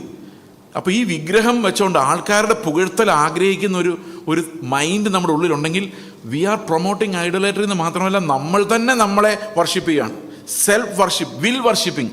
അത് കൊളോസ്യലേഖനത്തിൻ്റെ വേറൊരു പഠനമാണ്. ഈ വിൽ വർഷിപ്പിംഗ് എന്ന് പറഞ്ഞാൽ എന്താണെന്നുള്ളത്. നമ്മുടെ തന്നെ വിൽ പവറിനെ ചില ആൾക്കാരെ കുറിച്ച് പറയത്തില്ലേ. ഞാൻ ഒരു 5-10 വർഷം മുമ്പ് കേട്ടതാണ്. ഒരു സ്ത്രീ ഉണ്ട് അത്ര, ഒരു പ്രവാചകി, 20 വർഷമായിട്ട് വെള്ളം കുടിച്ചിട്ടില്ല. കേട്ടിട്ടുണ്ടോ അങ്ങനെയൊക്കെ? നിങ്ങൾ കേട്ടിട്ടുണ്ടോ അങ്ങനെ? ആഹാരം കഴിച്ചിട്ടില്ല. അപ്പോൾ നമ്മൾ എന്താ പറയുന്നത്? അവരുടെ ഒരു വിൽ പവർ കേട്ടോ എന്നാ പറയുന്നത്. കാരണം ആ വില്ലിനെ നമ്മൾ പ്രൊമോട്ട് ചെയ്ത്, കർത്താവിനെ അല്ല, ഈ മനുഷ്യരുടെ വിൽ പവർ, മനുഷ്യരിലേക്ക് ആരാധന, മഹത്വം. അവൻ എന്ത് നല്ല ദൈവദാസൻ, നല്ലത് ക്രിസ്തു മാത്രമേ ഉള്ളൂ. കർത്താവ് എന്താ പറഞ്ഞത്? നല്ലവനായ ഗുരു എന്ന് പറഞ്ഞപ്പോൾ എന്താ പറഞ്ഞത്? ദൈവം ഒരുവനല്ലാതെ നല്ലവനാരുമില്ല. അപ്പം ദാരിദ്ര്യം, ശരിക്കും നമുക്ക് ആത്മീക ദാരിദ്ര്യം ഉണ്ടായാൽ നമ്മുടെ ഉള്ളിൽ നിന്നുള്ള എല്ലാ പുകഴ്ചകളും പോവും. ഒരാളെ മക്കളോട് ഉപദേശിക്കുമ്പോൾ വരെ നമുക്ക് ഭയം ഉണ്ടാവും ഉള്ളിൽ. നിങ്ങൾക്കറിയാം, എൻ്റെ മക്കളുടെ ഡിസിപ്ലിൻ എനിക്ക് പറ്റുന്നില്ലായിരുന്നു. ഞാൻ എൻ്റെ മകനെ അടിക്കാൻ വേണ്ടി വടിയെടുക്കുമ്പോൾ കർത്താവ് പറയും, അവൻ നിന്നേക്കാൾ എത്ര ഭേദമാണ്, വടി ഞാൻ മാറ്റി വയ്ക്കും. കാരണം ഞാൻ ആലോചിച്ച് നോക്കുമ്പോൾ എൻ്റെ അത്രയും കുഴപ്പം ഇവർക്ക് ആർക്കും ഇല്ല. അതുകൊണ്ടാണ് പുതിയ നിയമത്തിൽ പിള്ളേരെ തല്ലാൻ പറയാത്തത്. പഴയ നിയമത്തിൽ പിള്ളേരെ തല്ലി വളർത്താൻ പറഞ്ഞിട്ട് പുതിയ നിയമത്തിൽ പൗലോസ് പറയാണ് ഏറ്റവും ലേറ്റസ്റ്റ് സൈക്കോളജി, നിങ്ങളുടെ മക്കൾ ഭയപ്പെട്ടു പോകാതിരിക്കേണ്ടതിന് അവരെ നിങ്ങൾ ദേഷ്യം പിടിപ്പിക്കരുത്, പ്രകോപിപ്പിക്കരുത്. അവരെ പത്യോപദേശം കൊടുത്ത് പോറ്റി വളർത്തണം. എന്താ ഈ പത്യോപദേശം? ധർമ്മോപദേശം പറഞ്ഞാൽ മോഷ്ടിക്കലടാ, രാവിലെ എഴുന്നേക്കടാ, പഠിക്കടാ, അതാണ് ധർമ്മോപദേശം, ധർമ്മം. പത്യോപദേശം എന്താ? പത്യോപദേശം ഇങ്ങനെ പറയുന്നത്, മോനെ മോളെ, നമ്മുടെ വീട്ടിൽ എല്ലാവരും പാപികളാണ്, നീയും നിൻ്റെ അപ്പനും അമ്മയും എല്ലാം പാപികളാണ്, നീതിമാനായ യേശുക്രിസ്തു എന്ന് ഒരുവൻ മാത്രമേ വീട്ടിലുള്ളൂ, നീ ഭയപ്പെടേണ്ടത് എന്നെയല്ല, നിന്നെ വീണ്ടെടുത്ത ക്രിസ്തുവിനെയാണ്. ഇതാണ് പത്യോപദേശം. ദൈവ ഭയം എന്ന് പറയുന്നത് മനുഷ്യരുടെ ഭയം കൊണ്ട് നേടുന്ന ഒന്നല്ല. നമ്മുടെ വീട്ടിൽ ആ കൊച്ചു കയറുമ്പോൾ മനസ്സിലാക്കണം, ഇവിടെ അപ്പനും അമ്മയും ഈ വീടും ഭയപ്പെടുന്ന ഒരു ദൈവമാണ് അവിടുത്തെ രാജാവ്. അതാണ് ദൈവത്തിൻ്റെ രാജ്യം എന്ന് പറയുന്നത്. അപ്പൻ്റെ രാജ്യമല്ല. ഞാൻ അവനെ തല്ലി എന്നെ പോലാക്കിയിട്ട് എന്ത് കാര്യം? അപ്പോൾ ആത്മാവിൽ ദാരിദ്ര്യമുണ്ടെങ്കിൽ മാത്രമേ, നമ്മുടെ ഉള്ളിൽ ആ നത്തിങ്നെസ് ഫീൽ ചെയ്താൽ മാത്രമേ നമുക്ക് ദൈവത്തിൻ്റെ രാജ്യം അവകാശം. മനസ്സിലാവുന്നുണ്ട് ആ കാര്യം ഞാൻ പറയുന്നത്? അപ്പോൾ ദൈവം രാജാവായി നിങ്ങളുടെ ഭവനത്തിൽ വരണമെങ്കിൽ നിങ്ങളുടെ രാജത്വം വിടേണ്ടി വരും. അങ്ങനെ ചുമ്മാ വിടാൻ പറ്റത്തില്ല. അത് വിടണമെങ്കിൽ നമ്മുടെ ഹൃദയം തകരണം. നമുക്ക് ആത്മാവിൽ ആ ദാരിദ്ര്യം അനുഭവിക്കണം. We should feel that we have nothing to claim, nothing to glory. ഇത് രക്ഷയുടെ ഏറ്റവും വലിയൊരു പ്രിൻസിപ്പിളാണ്. പ്രശംസ എടുത്തു കളയുക എന്ന് പറയുന്നത്. നമ്മൾ ഇന്നലെ 1 കൊരിന്ത്യർ ലേഖനത്തിൽ നിന്ന് അത് കണ്ടിരുന്നു. പ്രശംസ എടുത്തു കളയുക. That's God's agenda, that's God's plan. നമുക്കൊന്നും പുകഴാനുണ്ടാകരുത്, ഒരു നന്മയും ഒരു നീതിയും. ചർച്ചിന് വേണ്ടി ഞാൻ അത്രയും ചെയ്തു, ഞാനാണ് ഇന്ന് രാവിലെ വന്ന്, ഇതൊന്നും യാതൊരു മെറിറ്റും ദൈവത്തിന് മുമ്പിലില്ല. അപ്പോൾ സ്നേഹത്തിൽ ചെയ്യുന്നതാണ്, എല്ലാം സ്നേഹത്തിൽ ചെയ്യുന്നതാണ്. സ്നേഹം തികഞ്ഞിട്ട് ചെയ്യുന്ന പ്രവൃത്തികൾ മാത്രമേ അതിനകത്ത് നമുക്ക് കണക്കില്ല. അപ്പോൾ ഞാൻ വിചാരിക്കുന്നു നിങ്ങൾക്ക് ആത്മാവിലുള്ള ദാരിദ്ര്യം എന്തായെന്ന് മനസ്സിലായെന്ന് ഞാൻ വിചാരിക്കുന്നു. നിങ്ങൾ ഒരു കാര്യം ശ്രദ്ധിച്ചു കഴിഞ്ഞാൽ, ഈ പഴയ നിയമത്തിലെ ഹാബേലിൻ്റെ കഥ മുതൽ പുതിയ നിയമത്തിലെ യോഹന്നാൻ പത്മോസ് ദ്വീപിൽ കിടക്കുന്ന കഥ വരെ നിങ്ങൾ നോക്കിയാൽ, ഈ ബ്രോക്കൺ അല്ലാത്ത, ആത്മാവിൽ ദരിദ്രനല്ലാത്ത ഒരൊറ്റയാളെ പോലും ദൈവം ഉപയോഗിച്ചിട്ടില്ല. ഒരു മിടുക്കന്മാരെ ഉപയോഗിച്ചിട്ടില്ല. എല്ലാം പൊളിഞ്ഞു പോയവരാണ് ഉപയോഗിച്ചിരിക്കുന്നത്. അല്ലെങ്കിൽ ദൈവം പൊളിച്ചിട്ടാണ് ഉപയോഗിക്കുന്നത്. പത്രോസിൻ്റെയും പൗലോസിൻ്റെയും കഥ ഇതെനിക്ക് ഭയങ്കര ഇൻട്രസ്റ്റിംഗ് ആയിട്ട് തോന്നിയിട്ടൊരു കഥയാണ്. പത്രോസ് ഒന്നും അറിയാൻ വയ്യാത്ത സാധാരണ സാമാന്യ യഹൂദ വിദ്യാഭ്യാസം മാത്രമുള്ള ഒരു മുക്കുവനും, പൗലോസ് ഭയങ്കര ജ്ഞാനിയായ ഗമാലിയേലിൻ്റെ പാദപീഠത്തിലിരുന്ന് പഠിച്ച ഭയങ്കര ജ്ഞാനിയായ ഒരു മനുഷ്യനുമായിരുന്നു. ഞാനായിരുന്നു യേശുക്രിസ്തുവിൻ്റെ സ്ഥാനത്തെങ്കിൽ പത്രോസിനെയാണ് കൊരിന്ത് സഭയിലൊക്കെ വിടുകയുള്ളൂ. കാരണം കൊരിന്ത് സഭയിൽ ആർക്കും വലിയ വിവരമൊന്നുമില്ല, ബർബരന്മാരെന്നാണ് പറയുന്നത്. പൗലോസിനെ എങ്ങോട്ട് വിട്ടേനെ? സെന്നിദ്രിൻ സംഘത്തോടും അതുപോലെ വലിയ വലിയ യഹൂദന്മാരോടും സംസാരിക്കാൻ ആരെ വിട്ടേനെ? പൗലോസിനെ വിട്ടേനെ. കർത്താവ് എന്ത് പറഞ്ഞറിയാം? പൗലോസ് നീ പോയി ഈ കൊരിന്ത് സഭയിൽ പോയിട്ട് അവരോട് മണ്ടത്തരം പ്രസംഗിക്കുക, അവർക്കൊന്നും മനസ്സിലാവില്ല. അപ്പം എൻ്റെ ജ്ഞാനം, ഞാൻ ഇത്രയും പഠിച്ചത് അത് മരിച്ചു, അതുകൊണ്ട് ഒരു പ്രയോജനമില്ല. ഞാൻ നിൻ്റെ വായിൽ എന്ത് തരുന്നോ അത് മാത്രം. പത്രോസിനെ നേരെ സെന്നിധിനി സംഘത്തിലിട്ട് വാ തുറക്കടാ, സംസാരിക്കുക. അവൻ ദരിദ്രൻ, അവനൊന്നും അറിയാൻ മേല. കർത്താവ് അവനോട് സംസാരിച്ചുകൊണ്ടിരിക്കും. ഈ കർത്താവിൻ്റെ സംസാരം നമ്മൾ കേൾക്കണമെങ്കിൽ, ഇവൻ പുൾപിറ്റിലായാലും വീട്ടിലായാലും കർത്താവിൻ്റെ സംസാരം നമ്മൾ കേൾക്കണമെങ്കിൽ നമുക്ക് നമ്മുടെ ബുദ്ധി അബലമാകണം. എന്ന് പറഞ്ഞാൽ അതിൻ്റെ എക്സാമ്പിൾ ഞാൻ പറയാം. ഇതെന്നെ കർത്താവ് പഠിപ്പിച്ച് എങ്ങനെയാണെന്ന് ഞാൻ പറയാം. ഞാൻ വർഷങ്ങൾക്ക് മുമ്പ് തൃശ്ശൂരിൽ ഞാനൊരു മീറ്റിങ്ങിന് വേണ്ടി വെയിറ്റ് ചെയ്യാൻ ബാക്കിലിരിക്കുകയാണ്. അപ്പം എനിക്ക് ഫ്രണ്ടിലിരിക്കാൻ അത്ര ഇഷ്ടമില്ല. ഞാൻ ഈ പ്രസംഗിക്കുന്ന സമയം വഴിക്ക് സാധാരണ ഫ്രണ്ടിലേക്ക് വരാറ്. ഇപ്പം ബാക്കിലിങ്ങനെ ഇരിക്കുമ്പോൾ ഒരു പയ്യൻ, 25 വയസ്സുള്ളൊരു പയ്യൻ ഒരു പാട്ട് പാടി. ആ പാട്ട് ഇതായിരുന്നു, പോകല്ലേ കടന്ന് തന്നെ. നിങ്ങൾക്ക് ആ പാട്ട് അറിയാമോ? Pass me not O gentle saviour. അപ്പോൾ ഈ പാട്ട് ഞങ്ങൾ മറ്റുള്ളവരെ നീ ദർശിച്ചിടുമ്പോൾ, ഞാൻ പാടുന്നില്ല, പാടി കുളമാക്കിയാൽ ശരിയാകത്തില്ല. മറ്റുള്ളവരെ ദർശിച്ചിടുമ്പോൾ എന്നെ നീ ഓർക്കണേ എന്നാണ് ആ പാട്ട്, അല്ലേ? അറിയാമോ പാട്ട്? അപ്പം ഞാൻ അവിടെ നിന്ന് ഇങ്ങനെ ആലോചിക്കുകയാണ്, മറ്റുള്ളവരെ നീ ദർശിക്കുമ്പോൾ എന്നെ നീ ഓർക്കണമെന്ന് എന്തിനാണ് പറയുന്നത്? കർത്താവ് എന്നെ അങ്ങനെ മറന്നു പോകും. അതെന്തോ അങ്ങനെ പാടുന്നത്? പോകല്ലേ കടന്ന് തന്നെ, ദൈവം എന്നെ എങ്ങനെ കടന്നങ്ങ് പോകുമോ? അതെന്തോ അത്? ഞാനിങ്ങനെ ആലോചിച്ചു. അപ്പോൾ ഈ സ്റ്റേജിൽ നിൽക്കുന്ന പയ്യൻ പറഞ്ഞു, ഇത് ഫാനി ജെ ക്രോസ്ബി എഴുതിയ പാട്ടാണ്. അപ്പോൾ എനിക്ക് മനസ്സിലായി ഇതിനകത്ത് തെറ്റില്ല, എനിക്ക് മനസ്സിലാകാത്തതാണ്. കാരണം ഫാനി ജെ ക്രോസ്ബി എഴുതിയ പാട്ടുകളിൽ അങ്ങനെ തെറ്റ് വരത്തില്ല. അന്നത്തെ കാലം അങ്ങനെയാണ്. അതൊരു വലിയ തിയോളജി പഠിച്ചിട്ടല്ല അന്ന് പാട്ട് എഴുതുന്നത്. അന്ന് പാട്ട് എഴുതുന്നത് വിശ്വാസത്തിലും ഭക്തിയിലുമാണ്. അതുകൊണ്ട് എഴുതുമ്പോൾ കറക്റ്റായിരിക്കും. റെവലേഷനിൽ നിന്നാണ് പാട്ട് വരുന്നത്, ബുദ്ധി എന്നല്ല. അതുകൊണ്ടാണ് ഈ പഴയകാലത്ത് ബൈബിൾ കോളേജ് ഇല്ല, വല്ലപ്പോഴും ഒരു പ്രസംഗം കേൾക്കാൻ വേണ്ടി കിലോമീറ്ററിൽ ചൂട്ട് കത്തിച്ച് പോയിക്കൊണ്ടിരുന്ന നാളിൽ എഴുതിയ പാട്ടുകളിലൊന്നും തിയോളജിക്കൽ പ്രോബ്ലം ഇല്ല. എന്നാലും ഇത് മുട്ടിന് ബൈബിൾ കോളേജും harvest TV, power vision, YouTube മൊത്തം പ്രസംഗത്തോട് പ്രസംഗം, പാടുന്ന പാട്ട് മുഴുവൻ മണ്ടത്തരം, തിയോളജിക്കൽ മിസ്റ്റേക്സ്. എന്താ കാരണം? ഉണർവില്ല, ആത്മാവ് സംസാരിക്കുന്നത്. ഇവിടുത്തെ ഓരോ പാട്ടുകൾ കേട്ടാൽ നമ്മൾ പേടിച്ചു പോകും. എൻ്റെ പുരയ്ക്കകത്ത് വരാൻ നീ പോരാത്തവനാണെന്ന് പറഞ്ഞ് ഭയങ്കര ആരാധന. എൻ്റെ പുരയ്ക്കകത്ത് നീ വരല്ലേ, നീ ദൂരെ നിന്ന് അനുഗ്രഹം തന്നാൽ മതി എന്ന് പറഞ്ഞ് ഭയങ്കര ആരാധനയാണ്. ഹൃദയത്തിൽ കർത്താവ് വന്ന കാര്യം അവർ അറിഞ്ഞിട്ടേ ഇല്ല. ഒന്ന് ആലോചിക്ക്, അത് രക്ഷിക്കപ്പെടാത്ത ഒരു ശതാധിപൻ പറഞ്ഞ വിശ്വാസം, അതായത് അത് ഇന്നുള്ള പെന്തക്കോസുകാരെക്കാൾ നല്ല വിശ്വാസമാണ്. നിങ്ങളൊന്ന് ആലോചിച്ച് ആ ശതാധിപൻ എന്താ പറഞ്ഞത്? എൻ്റെ കൊച്ചിനെ സൗഖ്യമാക്കാൻ നീ വന്ന് തലയെ കൈവയ്ക്കേണ്ട കാര്യമില്ല, നീ ഇവിടെ ഇരുന്നൊരു വാക്ക് കൽപ്പിച്ചാൽ മതി. നമുക്കത് പോരാ, നമ്മൾ ആ സ്ഥലത്ത് ലൊക്കേഷനിൽ നല്ല നടക്കുള്ളൂ. ദൈവം എവിടെ ഇരുന്ന് ഒരുപോലെ പ്രവർത്തിക്കാൻ പറ്റുന്ന ദൈവമെന്നാണ് ആ ശതാധിപൻ വിശ്വസിച്ചത്. അപ്പോൾ ആ കർത്താവ് പറഞ്ഞു, നിൻ്റെ വിശ്വാസം അതിഭയങ്കര. കാരണം നമുക്ക് അവിടെ ലൊക്കേഷനിൽ കർത്താവിനെ എത്തിക്കണം നമ്മുടെ ചിന്ത.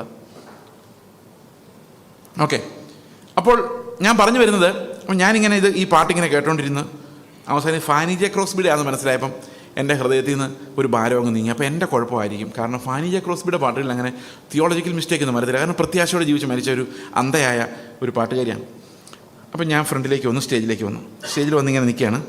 അപ്പോൾ കർത്താവിൻ്റെ ആത്മാവ് എന്നോട് ചോദിച്ചു, ഈ ജനത്തോട് സംസാരിക്കേണ്ടത് എന്താണെന്ന് നിനക്കറിയാം? നിനക്കറിയാം, ഞാൻ ഒരു പേപ്പർ തുണ്ടും ഇല്ലാതെ അവിടെ നിൽക്കുന്നത്, ഒരു പേന പോലും, ഒരു ഡയറി പോലും, ഒരു സ്ലിപ്പ് പോലും ഇല്ലാത്ത ഒരാൾ ഞാൻ. ഇതിനകത്ത് ഇംഗ്ലീഷും മലയാളം ബൈബിൾ ഉള്ളതുകൊണ്ടാണ് ഞാനിത് ഓപ്പൺ ചെയ്തിട്ട് പോലും ഇല്ല. ഞാൻ അവിടെ ഇങ്ങനെ നിന്നു. അപ്പോൾ കർത്താവിൻ്റെ ആത്മാവിനോട് ചോദിച്ചു, ഈ ജനത്തോട് സംസാരിക്കാനുള്ള എന്താ നിനക്കറിയാം? അപ്പോൾ എൻ്റെ മനസ്സിലേക്ക് ഒന്നും അറിയാം. കാരണം എന്താ? ആദ്യമായിട്ട് കാണുന്ന ജനമാണ്. ഞാൻ വീണ്ടും ജനനത്തെക്കുറിച്ച് പ്രസംഗിക്കാനാണ് വന്നേക്കുന്നത്. പെട്ടെന്ന് എൻ്റെ ആത്മാവിലൊരു ശൂന്യത എനിക്ക് അനുഭവപ്പെട്ടു. ആരും എന്നോട് മിണ്ടുന്നില്ല. There is no presence of the Holy Spirit. അപ്പോൾ ഞാൻ ഒരു നിമിഷം സ്തബ്ധനായിട്ട് ഇങ്ങനെ നിന്നു. കാരണം നമുക്ക് ചില സമയത്ത് സ്റ്റേജിൽ നിന്ന് കഴിയുമ്പം എവിടാന്ന് മറന്നു പോകത്തില്ലേ, കിളി പോകുന്ന അവസ്ഥ. അതുപോലെ ഞാൻ ആ സ്റ്റേജിൽ നിൽക്കുക. പെട്ടെന്ന് എൻ്റെ ഉള്ളിലേക്ക് ഈ പാട്ട് വന്നു, പോകല്ലേ കടന്നെന്നെ, എൻ്റെ കയ്യിലൊന്നുമില്ല, എൻ്റെ കയ്യിലൊരു ബുദ്ധിയുമില്ല, നീ എന്നെ വിട്ടുപോയാൽ ഞാൻ അനാഥനായി ഈ സ്റ്റേജിൽ നിൽക്കേണ്ടി വരും. ഒരക്ഷരം പോലും പറയാനുള്ള പ്രാഗൽഭ്യമോ ധൈര്യമോ കപ്പാസിറ്റിയോ ജ്ഞാനമോ എനിക്കില്ല.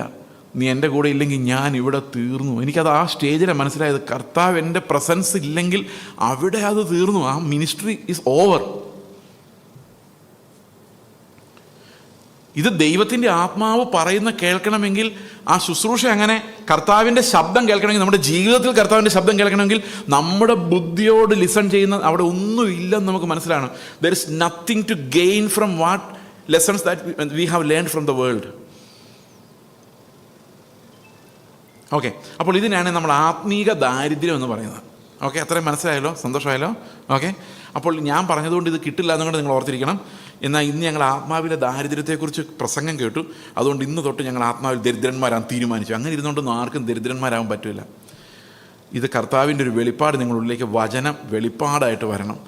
വചനം നിങ്ങളുടെ പാപത്തെ കൺവിക്റ്റ് ചെയ്യണം. ഞാൻ അന്ന് ഈ അവസാനം വിഗ്രഹാരാധനയുടെ പാപവും കൂടെ ഇത് കണ്ടു കഴിഞ്ഞപ്പം ഞാൻ കർത്താവിനോട് പറഞ്ഞതെന്ന് എനിക്കിന്ന് ഓർമ്മയുണ്ട്. അത് ഓർക്കുമ്പോൾ ഞാൻ ഇപ്പോഴും ചിലപ്പോൾ വിങ്ങാറുണ്ട്. കാരണം കർത്താവിനോട് ഞാൻ പറഞ്ഞു, എൻ്റെ കർത്താവേ, നീ വിചാരിച്ചാലും നന്നാകുന്ന ആളല്ല ഞാൻ. കാരണം നിനക്കങ്ങനെ വിചാരിക്കാൻ പറ്റില്ല. നീ നീതിമാനായ ദൈവമായതുകൊണ്ട് എന്നെ ശിക്ഷിക്കുക എന്നുള്ളത് നിൻ്റെ ബാധ്യതയാണ്. ഞാൻ അങ്ങനെ തന്നെയാണ് ഇന്ന് വരെ പെരുമാറുള്ളൂ. ഞാൻ ഒരാളോടും കരുണ കാണിച്ചിട്ടില്ല. നീ അങ്ങനെയുള്ള ഒരാളാണെന്നാണ് ഞാൻ ചിന്തിക്കുന്നത്. എന്നെ രക്ഷിക്കാൻ ഒരു കാരണം ഞാൻ പാപിയാണ്. അതുകൊണ്ട് നീ എന്നെ നരകത്തിലേക്ക് വിട്ടിട്ട് വേറെ ആൾക്കാരെടുത്തോട്ട് പോക്കോ, എന്നെപ്പോലൊരു പാപി ലോകത്തില്ലെന്ന് പറഞ്ഞ് ഞാൻ കരഞ്ഞ കരച്ചിൽ എനിക്ക് ഇപ്പോഴും എൻ്റെ ഇങ്ങനെ ഹൃദയത്തിനകത്ത് ഇങ്ങനെ അത് വരുന്നുണ്ട് ഇടയ്ക്കിടയ്ക്ക്. അവിടെയാണ് എനിക്ക് മനസ്സിലായത്, അബ്സല്യൂട്ട്ലി നോ ഗുഡ് വർക്ക്, ഒന്നുമില്ല. മനുഷ്യൻ്റെ നീതി എന്ന് പറയുന്നത് കറ പുരണ്ട തുണി പോലെ ദൈവത്തെ പ്രസാദിപ്പിക്കാൻ കഴിയാത്ത കുറേ കാര്യങ്ങളാണ്. അപ്പോൾ നമ്മൾ എന്ത് ചെയ്തില്ലെന്ന് വിചാരിച്ചാലും, എന്ത് ചെയ്തെന്ന് വിചാരിച്ചാലും അതൊക്കെ ദൈവത്തിന് മുമ്പിൽ ഒന്നുമല്ല. ഒരു ക്ലെയിമും നമുക്കില്ല എന്നുള്ളതിലേക്കാണ് നമ്മുടെ ഹൃദയം ഉണരേണ്ടത് എന്ന് ഈ വചനം നമ്മളെ പഠിപ്പിക്കുന്നു. അപ്പോൾ ആത്മാവിലെ ദാരിദ്ര്യം എന്തിനു വേണ്ടിയാണ്? ഇനി നമ്മൾ കാണാൻ പോകുന്ന ദൈവത്തിൻ്റെ വലിയ നീതിയെക്കുറിച്ചാണ്. ഓക്കെ, ആ നീതി നമുക്ക് മനസ്സിലാകണമെങ്കിൽ നമ്മൾ ദരിദ്രരായിരിക്കണം. ഞാൻ നിങ്ങളോട് പറഞ്ഞില്ലേ, പൈസ ഇല്ലെങ്കിൽ എന്ത് ചെയ്യും? ഓക്കെ, പൈസ ഇല്ലെങ്കിൽ എന്ത് ചെയ്യും? നമുക്ക് 100,000 വഴികളുണ്ട്. പക്ഷേ ആ വഴികളെല്ലാം അടഞ്ഞു. നമുക്കിനി കർത്താവ് എന്നൊരൊറ്റ വഴിയുള്ളെങ്കിലോ? അല്ലേ? അപ്പം നമ്മൾ ദരിദ്രന്മാരായി അല്ലേ? ഇനി ഒരു എക്സാമ്പിൾ പറയാം. നിങ്ങൾ നോർത്ത് ഇന്ത്യയിലൊരു വില്ലേജിലൊരു പാസ്റ്ററാണെന്ന് വിചാരിച്ചോ. ഓക്കെ, പേടിക്കണ്ട, നിങ്ങളങ്ങനെ ഞാൻ പറഞ്ഞ ഓർത്തുകൊണ്ട് ഓടി പോകുന്നും വേണ്ട. ഞാൻ പ്രവാചകനൊന്നുമല്ല. അവിടെ പോയി പാസ്റ്ററായിട്ടിരിക്കുമ്പോൾ ആരോ എടുത്ത് കല്ലെറിഞ്ഞു നിങ്ങളുടെ ചർച്ചിനിട്ട്. പക്ഷെ അന്വേഷിച്ച് ചെന്നപ്പോഴാണ് മനസ്സിലായത് അവിടുത്തെ SP നിങ്ങളുടെ കൂടെ പണ്ട് കോളേജിൽ പഠിച്ച ആളാണ്, ഉറ്റ സുഹൃത്താണ്. അപ്പം നിങ്ങൾ എന്തു ചെയ്യും? ആദ്യം നിങ്ങൾ എന്തായിരിക്കും ചെയ്യുന്നത്? നിങ്ങൾ സമ്പന്നനാണോ ദരിദ്രനാണോ ഇപ്പം? സമ്പന്നനാ. കാരണം എന്താ? നമുക്ക് പിൻബലമുണ്ട്, പിൻബലം. ഉടനെ SP ഡയൽ ചെയ്യും, നമ്മളെ ഗമ കാണിക്കാൻ വേണ്ടി. എടാ എന്നാ വിളി, അതൊക്കെ അതിൻ്റെ സ്റ്റൈല്. എടാ അതേ ആരൊക്കെ എൻ്റെ ചർച്ചിലിട്ട് കല്ലെറി, നീ ഒന്ന് കൈകാര്യം ചെയ്തേക്കണേ. ഇപ്പം SP അതിനെന്താണ്, ഞാൻ നോക്കിയേക്കാം. Okay, don't worry. നേരം എടുക്കുമ്പോഴേക്കും കല്ലെറിഞ്ഞവനെ തൂക്കി അകത്തിരുന്നു. എങ്ങനെയുണ്ട്? നമ്മൾ സമ്പന്നരാ അല്ലേ? അപ്പോൾ നമുക്ക് എന്താ മിസ്സായത്? ആ സമ്പത്ത് ഇല്ലായിരുന്നെന്ന് വിചാരിച്ചോ. ആ സമ്പത്ത് നമുക്കില്ലായിരുന്നു. അപ്പോൾ പരിചയമുള്ള ആരുമില്ല, സമൂഹം എതിരെ, പോലീസ് എതിരെ, ഞാൻ മാത്രമേ ഉള്ളൂ, എൻ്റെ കൂട്ടായ്മയിലുള്ള 2-3 സഹോദരങ്ങൾ മാത്രമേ ഉള്ളൂ. ഒരിടത്തും ആരും സഹായിക്കാനില്ല. അപ്പം നമ്മൾ എന്തായിരിക്കും ചെയ്യുന്നത്? കർത്താവേ എന്നെ സഹായിക്കണമേ. ആ കല്ലെറിഞ്ഞവനെ ഇനി ആരുടെ നേരം കല്ലെറിയാൻ അവനെ നീ അനുവദിക്കരുതേ, അവനെ ഒടിച്ചു മടക്കി ഇവിടെ കൊണ്ടുവരണേ. അപ്പോൾ കർത്താവ് പറയും, അങ്ങനെയല്ല മോനെ, അവന് എല്ലാ നന്മകളും ഉണ്ടാകട്ടെ എന്ന് പ്രാർത്ഥിക്കും. അവനോട് നിൻ്റെ ഉള്ളിൽ സ്നേഹം ഉണ്ടാകട്ടെ. അതാ കർത്താവുമായിട്ടുള്ള കോൺവെർസേഷൻ. ഈ കോൺവെർസേഷൻ നമുക്ക് കിട്ടണമെങ്കിൽ ആ SP അവിടെ ഉണ്ടാകരുത്.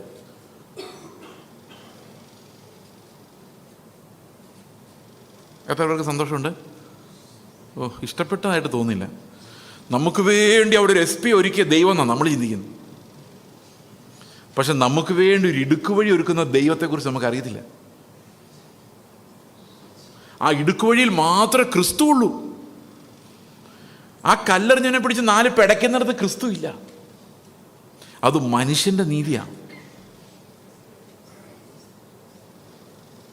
എത്ര പേർക്ക് മനസ്സിലായത്? അപ്പോൾ ദാരിദ്ര്യം എന്ന് പറയുന്ന കർത്താവിന് എല്ലാ സമ്പത്തും ഉണ്ടായിരുന്നു. നിങ്ങൾ ആലോചിച്ച് നോക്കിയ കർത്താവ് എങ്ങനെ ദാരിദ്ര്യം പ്രാക്ടീസ് ചെയ്ത്? ശമരിയക്കാരി സ്ത്രീയോട് സംസാരിക്കുന്ന യാത്രയിൽ കർത്താവ് ഒത്തിരി നടന്നു മടുത്തു. വിശക്കുന്നു, കഴിക്കാനൊന്നുമില്ല, കുടിക്കാനൊന്നുമില്ല, ദാഹിക്കുന്നു. ഇത് കർത്താവ് വരുത്തി വെച്ചല്ലേ? കർത്താവിന് വേണേൽ ആകാശത്തും ദൂതന്മാർ കൊണ്ടേ കൊടുക്കില്ലേ? അല്ലെങ്കിൽ വിശപ്പ് പോട്ടെ എന്ന് പറഞ്ഞാൽ പോരെ? എനിക്ക് 2 ദിവസത്തേക്ക് ഇനി വിശക്കരുതെന്ന് കർത്താവ് തീരുമാനിച്ച വിശക്കൂ? ഇല്ല. പക്ഷെ കർത്താവ് അങ്ങനെ തീരുമാനിച്ചില്ല. നമ്മൾ അനുഭവിക്കുന്ന അതേ അനുഭവങ്ങളിലൂടെ നടക്കാൻ കർത്താവ് ആഗ്രഹിച്ചു. അതിനുവേണ്ടി നമ്മളെപ്പോലെ ദരിദ്രരായി മണ്ണിലൂടെ മടുത്ത് വേദനയെടുത്ത് വേർത്ത് നടന്നു. അതായിരുന്നോ കർത്താവിൻ്റെ യഥാർത്ഥ ധനം? അവൻ എന്തും കഴിയുമായിരുന്നു. അപ്പം ക്രിസ്തുവിൻ്റെ ധനം എന്ന് പറയുന്നത് നമ്മുടെ പുറമേ കാണുന്ന മനുഷ്യൻ്റെ ധനമല്ല, അകത്തെ മനുഷ്യൻ്റെ ധനമാണ്. പുറം മനുഷ്യനിൽ ആശ്രയിക്കുന്നവർക്ക് അകത്തെ മനുഷ്യൻ്റെ ധനം അനുഭവിക്കാൻ കഴിയില്ല. നിങ്ങളൊരു കാര്യം അറിയാമോ? ഇന്ന് പെന്തക്കോസ്ത് ഗോളത്തിൽ, അങ്ങനെ ഒരു ഗോളം ഉണ്ടെന്ന് ആരണ്ടൊക്കെ പറഞ്ഞു കേട്ടിട്ടുണ്ട്. ഈ ഗോളത്തിൽ നടക്കുന്ന പ്രാർത്ഥനകളുടെ 90% നമ്മുടെ പുറം മനുഷ്യനെ ബലപ്പെടുത്താൻ വേണ്ടിയുള്ളതാണ്. നമ്മളെ ആത്മീക ദരിദ്രന്മാരാക്കാനുള്ളതല്ല, നമ്മളോട് ചോദിക്കാൻ ആരടാന്നുള്ള ഒരു സ്റ്റൈലിൽ നമ്മളെ ശക്തരാക്കാൻ വേണ്ടിയാണ്. പണ്ടൊരു പാസ്റ്റർ പ്രസംഗിച്ചതാണ്, പത്തനംതിട്ട ജില്ലയിൽ ഏറ്റവും കൂടുതൽ ഇൻകം ടാക്സ് അടയ്ക്കുന്നവൻ ഇന്നൊരു പെന്തക്കോസ്തുകാരനാണ്, കൈ പൊക്കി സ്തോത്രം പറ. അയ്യോ, അങ്ങനെ അത് കൊതിയുള്ള എല്ലാ ആൾക്കാരും സ്തോത്രം പറഞ്ഞു. ഇൻകം ടാക്സ് അടയ്ക്കാൻ ആർക്കും കൊതിയൊന്നുമില്ല, അതിനതൊക്കെ വരുമാനം ഉണ്ടാകാനുള്ള കൊതിയുണ്ട്. ഇതും ഈ ന്യായപ്രമാണം മനുഷ്യരെ നന്നാക്കൂല്ല എന്ന് ഇന്നലെ ഞാൻ പറഞ്ഞിട്ടൊരു തെളിവും കൂടെയാണിത്. കാരണം ഇൻകം ടാക്സ് ആരെങ്കിലും സ്നേഹത്തോടെ പോയി അടയ്ക്കാറുണ്ടോ? എന്തൊരു പാവം ഗവൺമെൻറ്, കുറച്ച് ടാക്സ് അടച്ചേക്കാന്ന് പറഞ്ഞ് ടാക്സ് അടയ്ക്കുന്ന ആരെങ്കിലും ഉണ്ടോ? ആരുമില്ല. ഗതികേടുകൊണ്ട് അടയ്ക്കുന്നത്. അപ്പോൾ ടാക്സ് അടച്ചുകൊണ്ടാവും നീതിമാനായോ? ഇല്ല. അവനെ കൊണ്ട് കുറച്ച് പൈസ ബലമാക്കി മേടിക്കുമായിരുന്നു, അല്ലേ അവൻ ഒന്നും തരികയില്ല. ഓക്കെ, അപ്പോൾ മനുഷ്യൻ ശരിക്കും നല്ലതല്ലെന്നും മനുഷ്യൻ ശരിക്കും ദൈവത്തിൻ്റെ ശത്രുവാണെന്നും അവനവന് മനസ്സിലാകുന്നതാണ് ഈ ദാരിദ്ര്യം. എത്ര പേർ ദരിദ്രരായി? ഇപ്പം ദരിദ്രരായെന്ന് എങ്ങനെ അറിയുന്നറിയോ? നിങ്ങളിനി നാളെ വേറൊരാളുടെ കുറ്റം പറയുകയില്ല, പറയാൻ പറ്റത്തില്ല. ഉപദേശത്തിൽ തെറ്റുണ്ടെങ്കിൽ ഞങ്ങൾ പറയും, ജീവിതത്തിൽ തെറ്റുണ്ടെങ്കിൽ മൂപ്പന്മാർ കാണിച്ചു കൊടുക്കും. പക്ഷേ കുറ്റം വേറൊരാളോട് പറയില്ല. കാരണം എന്താണെന്ന് വെച്ച് കഴിഞ്ഞാൽ ആ കുറ്റത്തിൻ്റെ വേറൊരു ഫ്രെയിം നമ്മുടെ ഉള്ളിലും കിടപ്പുണ്ട്, നമ്മൾ ചെയ്യുന്നില്ലായിരിക്കും. ഓക്കെ, ഇനി അടുത്തത് ബിയാറ്റിറ്റ്യൂഡ്സിൽ അടുത്തത് എന്താണ്? നമുക്ക് മത്തായിയുടെ സുവിശേഷം 5-ാം അധ്യായത്തിലേക്ക് വരാം. 5-ാം അധ്യായത്തിൻ്റെ 2-ാം ഭാഗം. ദുഃഖിക്കുന്നവർ ഭാഗ്യവാന്മാർ, അവർക്ക് ആശ്വാസം ലഭിക്കും. നിങ്ങൾ ഈ ബിയാറ്റിറ്റ്യൂഡ്സ്, ഭാഗ്യവർണ്ണനകൾക്കാണ് നമ്മൾ കൂടുതൽ സമയം എടുക്കാൻ പോകുന്നത്. ഓക്കെ, ഞാൻ ഇതിലധികം സമയം ഇരിക്കുന്നില്ല, നമ്മൾ പെട്ടെന്ന് പോകും. എന്താണ് ദുഃഖം? ദൈവഹിതപ്രകാരമുള്ളൊരു ദുഃഖമുണ്ട്. കാരണം ദൈവത്തിന് ഒത്തിരി ദുഃഖമുണ്ട്, അറിയാമോ നിങ്ങൾക്കത്? ദൈവത്തിന് നമ്മളെ ഓർത്തിട്ട് ഭയങ്കര ദുഃഖമുണ്ട്. ഈ പാപം ഇത്രയും ഈ ലോകത്തിൽ പെരുകിയതിൽ ദുഃഖമുണ്ട്. അതിന് ദൈവത്തിൻ്റെ പദ്ധതിയുണ്ട്. പക്ഷെ എങ്കിൽ പോലും ദൈവത്തിന് ദുഃഖവുമുണ്ട്. ദൈവത്തോടൊപ്പം ദുഃഖിക്കുന്നതാണ് ശരിക്കുമുള്ള ആത്മീക ദുഃഖം എന്ന് പറയുന്നത്. ദുഃഖിക്കുന്നവർ ഭാഗ്യവാന്മാർ. ഇത് ലൂക്കോസിൻ്റെ സുവിശേഷം വായിക്കുമ്പം അവിടുത്തെ ദുഃഖം എന്ന് പറയുന്നത് ശാരീരികമായ ദുഃഖമാണ്. മരണത്താലും രോഗത്താലും പട്ടിണിയാലും ദുഃഖിച്ചിരിക്കുന്നവരെ കുറിച്ചാണ് പറയുന്നത്. എന്നാൽ ഇവിടെ പറയുന്നത്, മത്തായി ഉദ്ദേശിക്കുന്നത് ദൈവികമായ ദുഃഖം. ഇപ്പം എൻ്റെ ജീവിതത്തിൽ ദുഃഖമുണ്ടോ എന്ന് വെച്ച് കഴിഞ്ഞാൽ വളരെ ആഴമായ ദുഃഖങ്ങളുണ്ട്. അത് മിക്കതും എന്നെ സംബന്ധിക്കുന്നത് തന്നെയാണ്. പക്ഷെ അതിന് മുകളിലൊരു ആനന്ദമുണ്ട്. കാരണം കർത്താവ് എന്നോട് ക്ഷമിച്ചിട്ടുണ്ട്. കർത്താവിൻ്റെ കരുണ എൻ്റെ മേലുണ്ടെന്ന് എനിക്ക് അറിയാവുന്നത് കൊണ്ട് ആ ദുഃഖം എന്നെ കൊന്നുകളയുന്നില്ല. ഇത് തിയോളജി പറയുന്നൊരു വാക്ക് എന്താണെന്ന് വെച്ച് കഴിഞ്ഞാൽ സൈമൾ ജസ്റ്റസ് എറ്റ് പെക്കദൂർ എന്ന് പറഞ്ഞു കഴിഞ്ഞാൽ, ഒരേ സമയത്ത് നിങ്ങൾ പാപികളായിരിക്കുമ്പോൾ തന്നെ ദൈവം നിങ്ങളെ നീതിമാനെന്ന് വിളിച്ചിരിക്കുന്നു. അപ്പം നമ്മുടെ ഏറ്റവും വലിയ ദുഃഖം എന്ന് പറയുന്നത് നമ്മുടെ ശരീരത്തിൽ ഇപ്പോഴും പാപത്തിൻ്റെ പ്രസൻസ് ഉണ്ടെന്നുള്ളതാണ്. ആത്മാവ് ഉള്ളിലുള്ള എല്ലാവരുടെയും ഏറ്റവും വലിയ ദുഃഖം എൻ്റെ ശരീരത്തിൽ ഇപ്പോഴും പാപം വസിക്കുന്നു എന്നുള്ളതാണ്. അപ്പോൾ ആത്മാവ് ഉള്ളിലുണ്ടെങ്കിൽ നമുക്ക് ഈ പാപം അസഹനീയമാണ്. എന്നാൽ ശരീരം ഈ പാപപ്രവണതകളെ ഉൽപ്പാദിപ്പിച്ചുകൊണ്ടേയിരിക്കും. അപ്പോൾ ഉള്ളിലിരിക്കുന്ന ആത്മാവിന് ഇത് സഹിക്കാൻ പറ്റത്തില്ല. അപ്പോൾ ആത്മാവ് നമ്മുടെ ഉള്ളിൽ ഒരു ഞരക്കം തുടങ്ങുകയാണ്. എന്താ ഞരക്കം എന്നറിയോ? എന്താ ഞരക്കം? ആത്മാവിൻ്റെ ഞരക്കം എന്താ? റോമാലേഖനം 8:21 പറയുന്നു, ആത്മാവെന്ന ആദ്യദാനം ലഭിച്ചവരായ നാം നമ്മുടെ ശരീരത്തിൻ്റെ വീണ്ടെടുപ്പായ, നമ്മുടെ ശരീരം പാപമില്ലാത്തൊരു ശരീരം നമുക്ക് കിട്ടാൻ വേണ്ടി പുത്രത്വത്തിന് വേണ്ടി ഞരങ്ങുന്നു. ആത്മാവെന്ന ആദ്യദാനം ലഭിച്ചവരായ നാമും നമ്മുടെ ശരീരത്തിൻ്റെ വീണ്ടെടുപ്പായ പുത്രത്വത്തിന് വേണ്ടി കാത്തുകൊണ്ട് ഉള്ളിൽ ഞരങ്ങുന്നു. അപ്പോൾ ഉള്ളിലൊരു ഞരക്കമുണ്ട്. എന്താ കാരണം? ഈ ശരീരത്തിൽ ഇപ്പോഴും പാപം വസിക്കുന്നുണ്ട്. അപ്പോൾ നമ്മുടെ ഉള്ളിൽ ദൈവത്തിൻ്റെ ആത്മാവുണ്ട്. അപ്പോൾ ദൈവത്തിൻ്റെ ആത്മാവിന് ഈ പാപം അസഹനീയമായതുകൊണ്ട് ദൈവത്തിൻ്റെ ആത്മാവ് നമ്മുടെ ഉള്ളിലൊരു ഞരക്കം സ്റ്റാർട്ട് ചെയ്യാണ്. കർത്താവെ, നീ ഒന്ന് എത്രയും പെട്ടെന്ന് വന്നാൽ മതി. ഈ ഞരക്കം എവിടെ നിന്നാണ് വരുന്നത്? നിങ്ങൾക്ക് കർത്താവ് എത്രയും പെട്ടെന്ന് വരണമെന്ന് ആഗ്രഹമുണ്ടോ? എന്താ അതിൻ്റെ പ്രധാനപ്പെട്ട കാരണം? നമുക്ക് ഈ പാപത്തിൽ നിന്നുള്ള വിടുതൽ, ശരീരത്തിൻ്റെ വിടുതൽ, തേജസ്കരണം പ്രാപിക്കാൻ ഈ ആത്മാവ് നമ്മളെ നിർബന്ധിച്ചുകൊണ്ടേയിരിക്കും. എന്തുകൊണ്ട് അങ്ങനെ നിർബന്ധിക്കുന്നത്? ഈ പാപം എന്ന് പറയുന്നത് നമ്മുടെ ഉള്ളിലുള്ള ആത്മാവിനെ ദുഃഖിപ്പിക്കുന്നതാണ്. പാപമുള്ളൊരു ശരീരത്തിൽ ആത്മാവിന് വസിക്കുന്നത് ദുഃഖകരമാണ്. അപ്പോൾ നമ്മുടെ ജീവിതത്തിലേക്ക് നമ്മൾ നോക്കുമ്പോൾ നമ്മുടെ എല്ലാ സമയത്തും നമുക്ക് ആ സ്പിരിച്വൽ ഗ്രീഫ്, അതായത് അത് രണ്ട് സ്ഥലത്ത്, ഒന്ന് ഇന്നാഡിക്വസിയിൽ നിന്നാണ്, കർത്താവെ ഞാൻ നിനക്ക് വേണ്ടി ഒന്നും ചെയ്തിട്ടില്ല എന്നുള്ളൊരു ദുഃഖം. അതേസമയത്ത് എൻ്റെ ശരീരത്തിൽ ഇപ്പോഴും പാപം വസിക്കുന്നു എന്നുള്ള ദുഃഖം.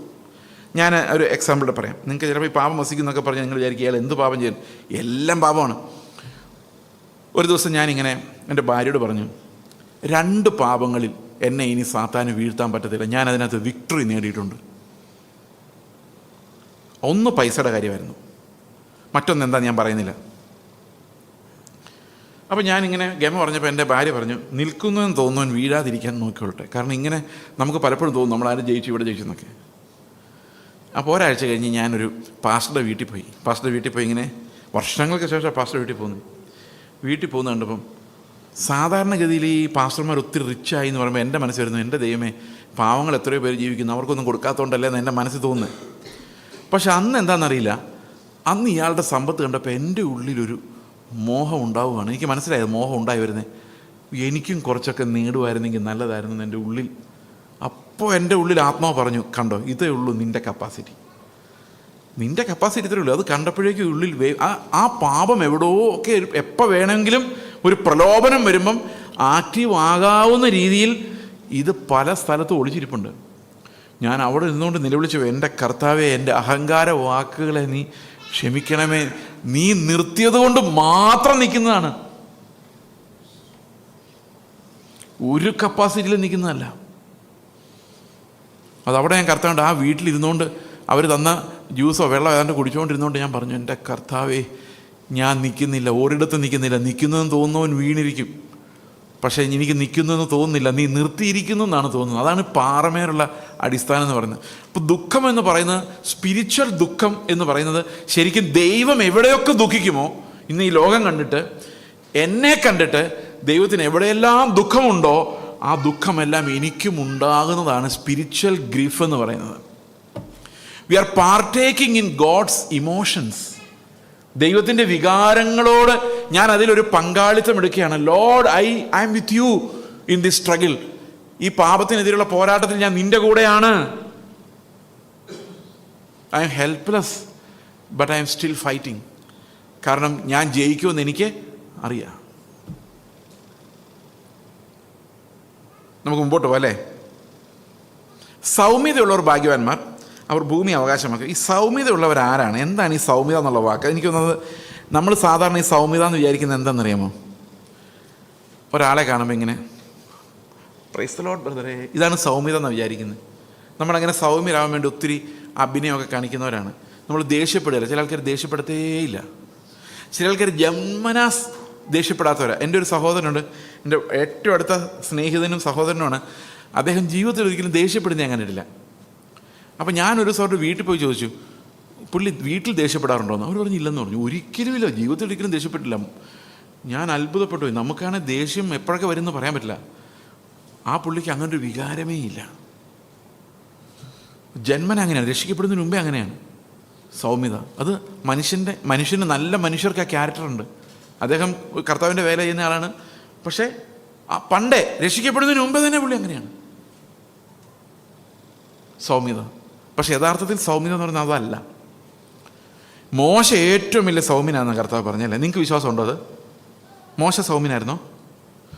മനുഷ്യരുടെ ഇടയിലുള്ളതിൽ ഏറ്റവും വലിയ, ലോകത്തിൽ ഏറ്റവും വലിയ സൗമ്യനാണെന്ന് ദൈവം പറഞ്ഞ ആൾ ആരാണ്?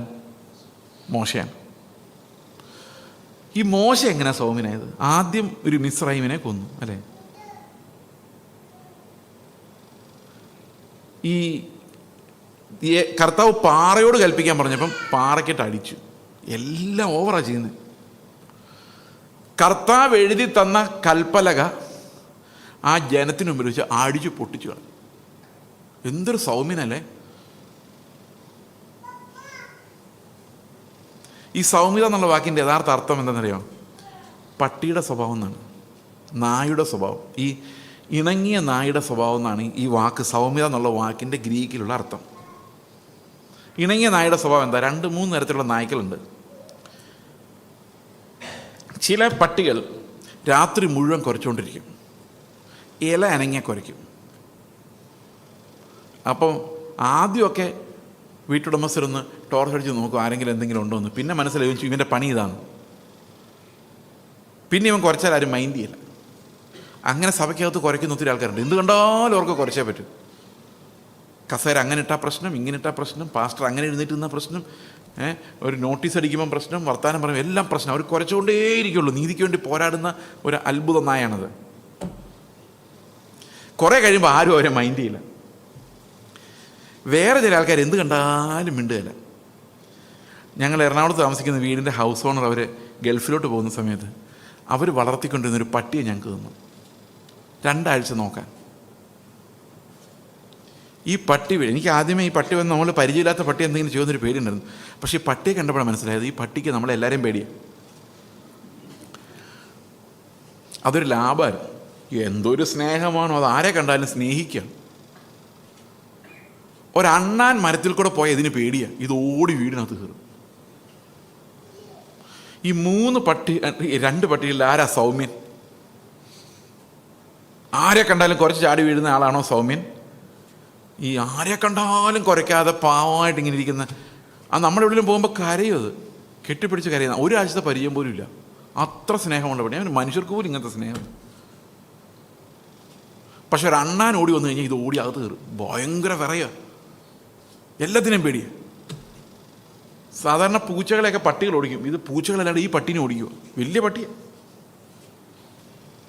അവർ എന്ത് കണ്ടാലും മിണ്ടാത്തവരാണ്. ഞാനിങ്ങനെ ആലോചിച്ചിട്ടുണ്ട്, മോശ മലയിൽ നിന്ന് ഇറങ്ങി വരുമ്പം, ഈ കൽപ്പലകയുമായിട്ട് ഇറങ്ങി വരുമ്പം ഇവിടെ ഭയങ്കര ഡാൻസും കാളക്കുട്ടിയും എല്ലാം കണ്ടിട്ട് മോശ അവന്മാരെന്തെങ്കിലും ചെയ്യട്ടെ, എൻ്റെ കയ്യിൽ കൽപ്പലക ഉണ്ടല്ലോ എന്ന് പറഞ്ഞുകൊണ്ട് പുള്ളി പുതിയ ചർച്ച തുടങ്ങിയാലത്തെ അവസ്ഥ എന്തായാലും. മോശയ്ക്ക് ഒരിക്കലും ഒരു ലീഡറാവാൻ പറ്റത്തില്ലായിരുന്നു. അപ്പോൾ സൗമ്യൻ എന്ന് പറയുന്ന ആൾ എപ്പോഴും നിശബ്ദനായിരിക്കുന്ന ആളോ എപ്പോഴും ബഹളം വയ്ക്കുന്ന ആളല്ല. അതിന് ഗ്രീക്കുകാർ പറയുന്നത് ട്രെയിൻഡ് ആയിട്ടുള്ളൊരു ഡോഗ് എന്നാണ്. അതായത് എപ്പോൾ കുരയ്ക്കണോ അപ്പം മാത്രം കുരയ്ക്കുകയും അല്ലാത്ത എല്ലാ സമയത്തും നിശബ്ദമായിരിക്കാൻ പറ്റുകയും ചെയ്യുന്ന ആളെയാണ് സൗമ്യൻ എന്ന് പറയുന്നത്. മോശ അങ്ങനെയായിരുന്നു. അപ്പം എന്ത് അനീതി കണ്ടാലും പ്രതികരിക്കാത്തവർ അവരല്ല സൗമ്യൻ. അവർ നട്ടലില്ലാത്തവരെന്ന് അവരെ വിളിക്കേണ്ടത്, സൗമ്യൻ എന്നല്ല വിളിക്കേണ്ടത്. ദൈവത്തിൻ്റെ ഗ്ലോറി കോംപ്രമൈസ് ആകുന്നിടത്ത് നമ്മുടെ ശബ്ദം ഉയരണം. അതാ മോശ ചെയ്തത്. Not for me, not for you, but when the glory of the Lord is compromised. ഉദാഹരണത്തിന് നമ്മുടെ നാട്ടിലൊക്കെ കല്യാണം ആലോചിക്കുമ്പോൾ ഞാൻ ഇന്നലെ പറഞ്ഞ പോലെ ജാതി അതേ ജാതി എന്ന് അന്വേഷിക്കുകയുള്ളൂ, വേറൊരു ജാതി അന്വേഷിക്കില്ല. അവർ പറയുന്നത് ജാത്യാലുള്ളത് തൂത്താ പോകില്ലെന്ന്. ഞാൻ പറഞ്ഞെങ്കിൽ യേശു ക്രിസ്തുവിൻ്റെ രക്തത്തിൽ വിശ്വസിക്കുന്നുണ്ടെങ്കിൽ ജാത്യാലുള്ളതും തൂത്താ പോവും. പിന്നെ അവർ പറയുന്നത് അതെ വേറെ ജാതിയിൽ നിന്ന് കെട്ടിക്കഴിഞ്ഞാൽ വീട്ടിലെന്തെങ്കിലും ഫംഗ്ഷൻ നടക്കുമ്പം അവരുടെ ബന്ധുക്കളെല്ലാം വരും, അവരൊക്കെ അവിശ്വാസികളായിരുന്നു, ഒരു കൂട്ടായ്മ പറ്റത്തില്ല. ഇവർ വിചാരിച്ചിരിക്കുന്നത് എന്നാണെന്നറിയോ, ഈ ക്രിസ്ത്യൻ കല്യാണം എന്ന് പറഞ്ഞാൽ ചെറുക്കൻ്റെ വീട്ടുകാരും പെണ്ണിൻ്റെ വീട്ടുകാരുടെ ഒന്നിച്ചിരുന്ന് കപ്പയും മീനും തിന്നുന്നത്. അതല്ല കല്യാണം. കല്യാണം എന്ന് പറഞ്ഞാൽ ഒരു പുരുഷൻ അവൻ്റെ അപ്പനെ അമ്മയും വിട്ട്, ഒന്നുകൂടെ പറയട്ടെ, ഒരു പുരുഷൻ പറയട്ടെ അവൻ്റെ അപ്പനെ അമ്മയും വിട്ട് ഭാര്യയോട് പറ്റിച്ചേരും, അവരൊരു ദേഹമായി തീരും. ഭാര്യ തൻ്റെ പിതൃഗ്രഹത്തെ മറന്ന് ഈ ഭർത്താവിൻ്റെ കൂടെ വന്ന് അവർ പുതിയ കുടുംബം തുടങ്ങും. അല്ലാതെ ഈ ഭർത്താവിൻ്റെ വീട് വലുതാക്കാൻ വേണ്ടിയല്ല ഭാര്യമാർ പോകുന്നത്. അത് നമ്മുടെ പാരമ്പര്യമാണ്. പുതിയ നിയമം അങ്ങനെയല്ല പറയുന്നത്. പുതിയ നിയമം പറയുന്നത് ഭർത്താവും ഭാര്യയും കൂടെ തുടങ്ങേണ്ടത് ഒരു പുതിയ കുടുംബമാണ്. അതിൽ സ്ത്രീയുടെ തല പുരുഷനും പുരുഷൻ്റെ തല ക്രിസ്തുവും സ്ത്രീയുടെ തല പുരുഷനും പുരുഷൻ്റെ തല പുരുഷൻ്റെ അപ്പനും പുരുഷൻ്റെ അപ്പൻ്റെ തല അവിടുത്തെ അമ്മയും അല്ല.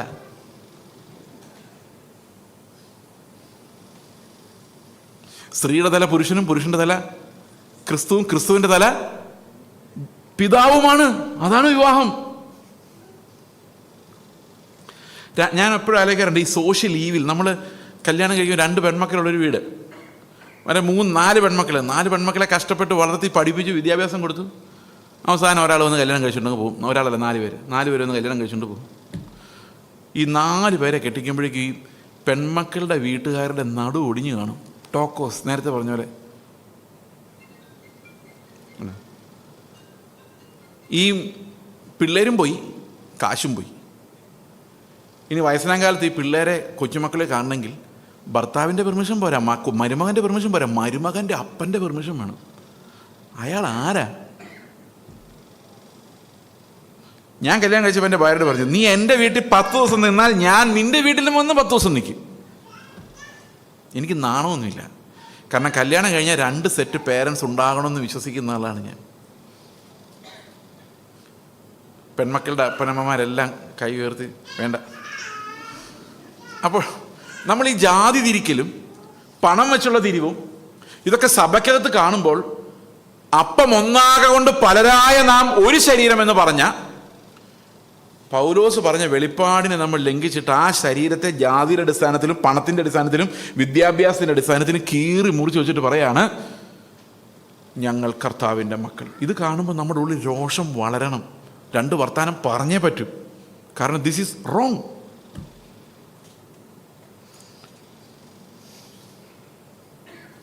അപ്പൊ സൗമ്യത എന്ന് പറഞ്ഞാൽ മിണ്ടാതിരിക്കുന്നവരല്ല.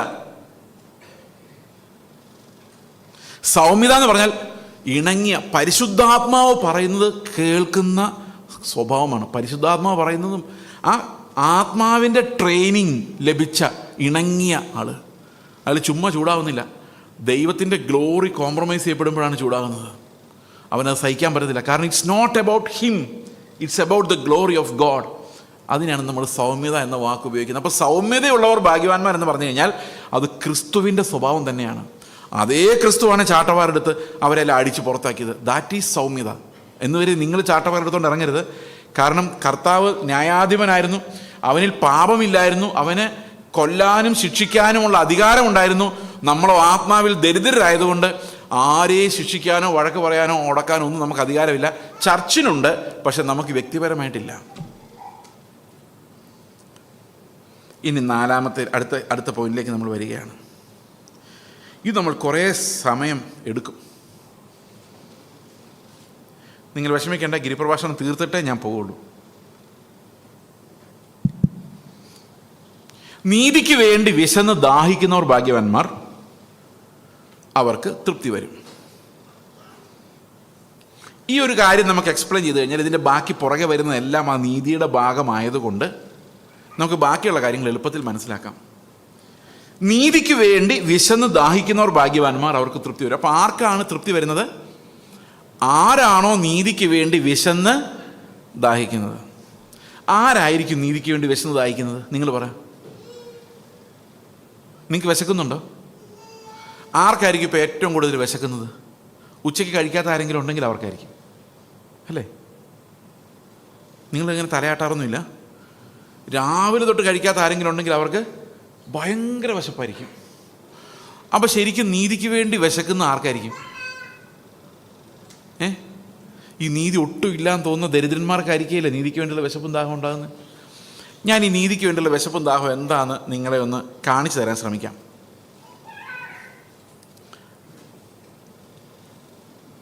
യഥാർത്ഥത്തിൽ ദൈവത്തിൻ്റെ നീതി നമുക്ക് വെളിപ്പെട്ട് വരുമ്പോൾ നമ്മുടെ ഏറ്റവും വലിയ ആഗ്രഹം കർത്താവിനെ പോലെ ആകണമെന്നാണ്. ആ ആഗ്രഹം എവിടെ നിന്ന് വരുന്നതെന്ന് വെച്ച് കഴിഞ്ഞാൽ ആത്മാവ് നമുക്ക് തരുന്നതാണ്. അപ്പോൾ നീതിമാൻ യേശുക്രിസ്തു മാത്രമേ ഉള്ളൂ എങ്കിൽ ഹി ഈസ് മൈ റൈച്ചസ്നെസ്. അപ്പോൾ എൻ്റെ ആഗ്രഹം എന്താണ്? എനിക്ക് കർത്താവിനെ പോലെ ആകണമെന്നാണ്. നമുക്ക് ഒരു വാക്യം വായിക്കാം. ഫിലിപ്പിയ ലേഖനം 3-ാം അധ്യായത്തിൻ്റെ 6-ാം വാക്യം. ഫിലിപ്പിയ ലേഖനത്തിൻ്റെ 3-ാം അധ്യായത്തിൻ്റെ 6-ാം വാക്യം. ഈ സ്പിരിച്വൽ പോവർട്ടിയും നീതിക്കായുള്ള വിശപ്പും ദാഹവും എല്ലാം അവിടെ നമുക്ക് കാണാം. വായിക്കാം. ശുഷ്കാന്തി സംബന്ധിച്ച് സഭയെ ഉപദ്രവിച്ചവൻ, ന്യായപ്രമാണത്തിലെ നീതി സംബന്ധിച്ച് അനിന്യൻ. അപ്പം പൗലോസ് സ്വയം പറയുന്നത് എന്താണ്? ന്യായപ്രമാണത്തിലെ നീതിയിൽ ഇനി ഞാൻ ചെയ്യാനൊന്നും ബാക്കിയില്ല. ഒരാൾക്കും എന്നെ ന്യായപ്രമാണത്തിൻ്റെ ഒരു പ്രിസെപ്റ്റ് പറഞ്ഞ് എന്നെ തകർക്കാനോ കുറ്റം വിധിക്കാനോ കഴിയില്ല. ഇംഗ്ലീഷ് എഴുതിയിരിക്കുന്ന I am blameless as per the righteousness of the law. അതായത് നീതിയുടെ ന്യായപ്രമാണത്തിൻ്റെ നീതി സംബന്ധിച്ച്, അതിൻ്റെ പുറമേയുള്ള കൽപ്പനകളല്ല, നീതി സംബന്ധിച്ച് ബ്ലെയിംലെസ്, കുറ്റമില്ലാത്തവനെന്നാണ് പൗലോസിനെ കുറിച്ച് പറയുന്നത്. ഇനി 9-ാം വാക്യം വായിച്ചേ. ഈ പൗലോസിന് ഒരു മിനിറ്റ്, ഈ പൗലോസിന് വിശപ്പും ദാഹം ഉണ്ടോ? നീതിക്ക് വേണ്ടിയുള്ള വിശപ്പും ദാഹം ഉണ്ടോ? പൗലോസ് എന്താ പറയുന്നത്? ന്യായപ്രമാണത്താലുള്ള നീതി വെച്ച് നോക്കിയാൽ എന്നെ കുറ്റം പറയാൻ ആർക്കും സാധിക്കില്ല. ആ പൗലോസിന് ദാരിദ്ര്യം ഉണ്ടോ? വിശപ്പും ദാഹം ഉണ്ടോ? 9-ാം വാക്യം വായിച്ചേ. ഞാൻ ക്രിസ്തുവിനെ നേടേണ്ടതിനും. അപ്പൊ എന്തിനു വേണ്ടിയാ ശ്രമിക്കുന്നേ? അടുത്ത വാക്യം. ന്യായപ്രമാണത്തിൽ നിന്ന് ഉള്ള എന്റെ സ്വന്തം നീതി അല്ല. അപ്പൊ ഞാൻ ഇങ്ങനെ കഷ്ടപ്പെട്ട് ബ്ലെയിംലെസ് ആയി ഉണ്ടാക്കിയെടുത്ത നീതി എനിക്ക് വേണ്ട.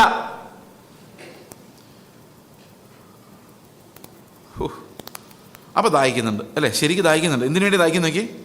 അടുത്ത വാക്യം.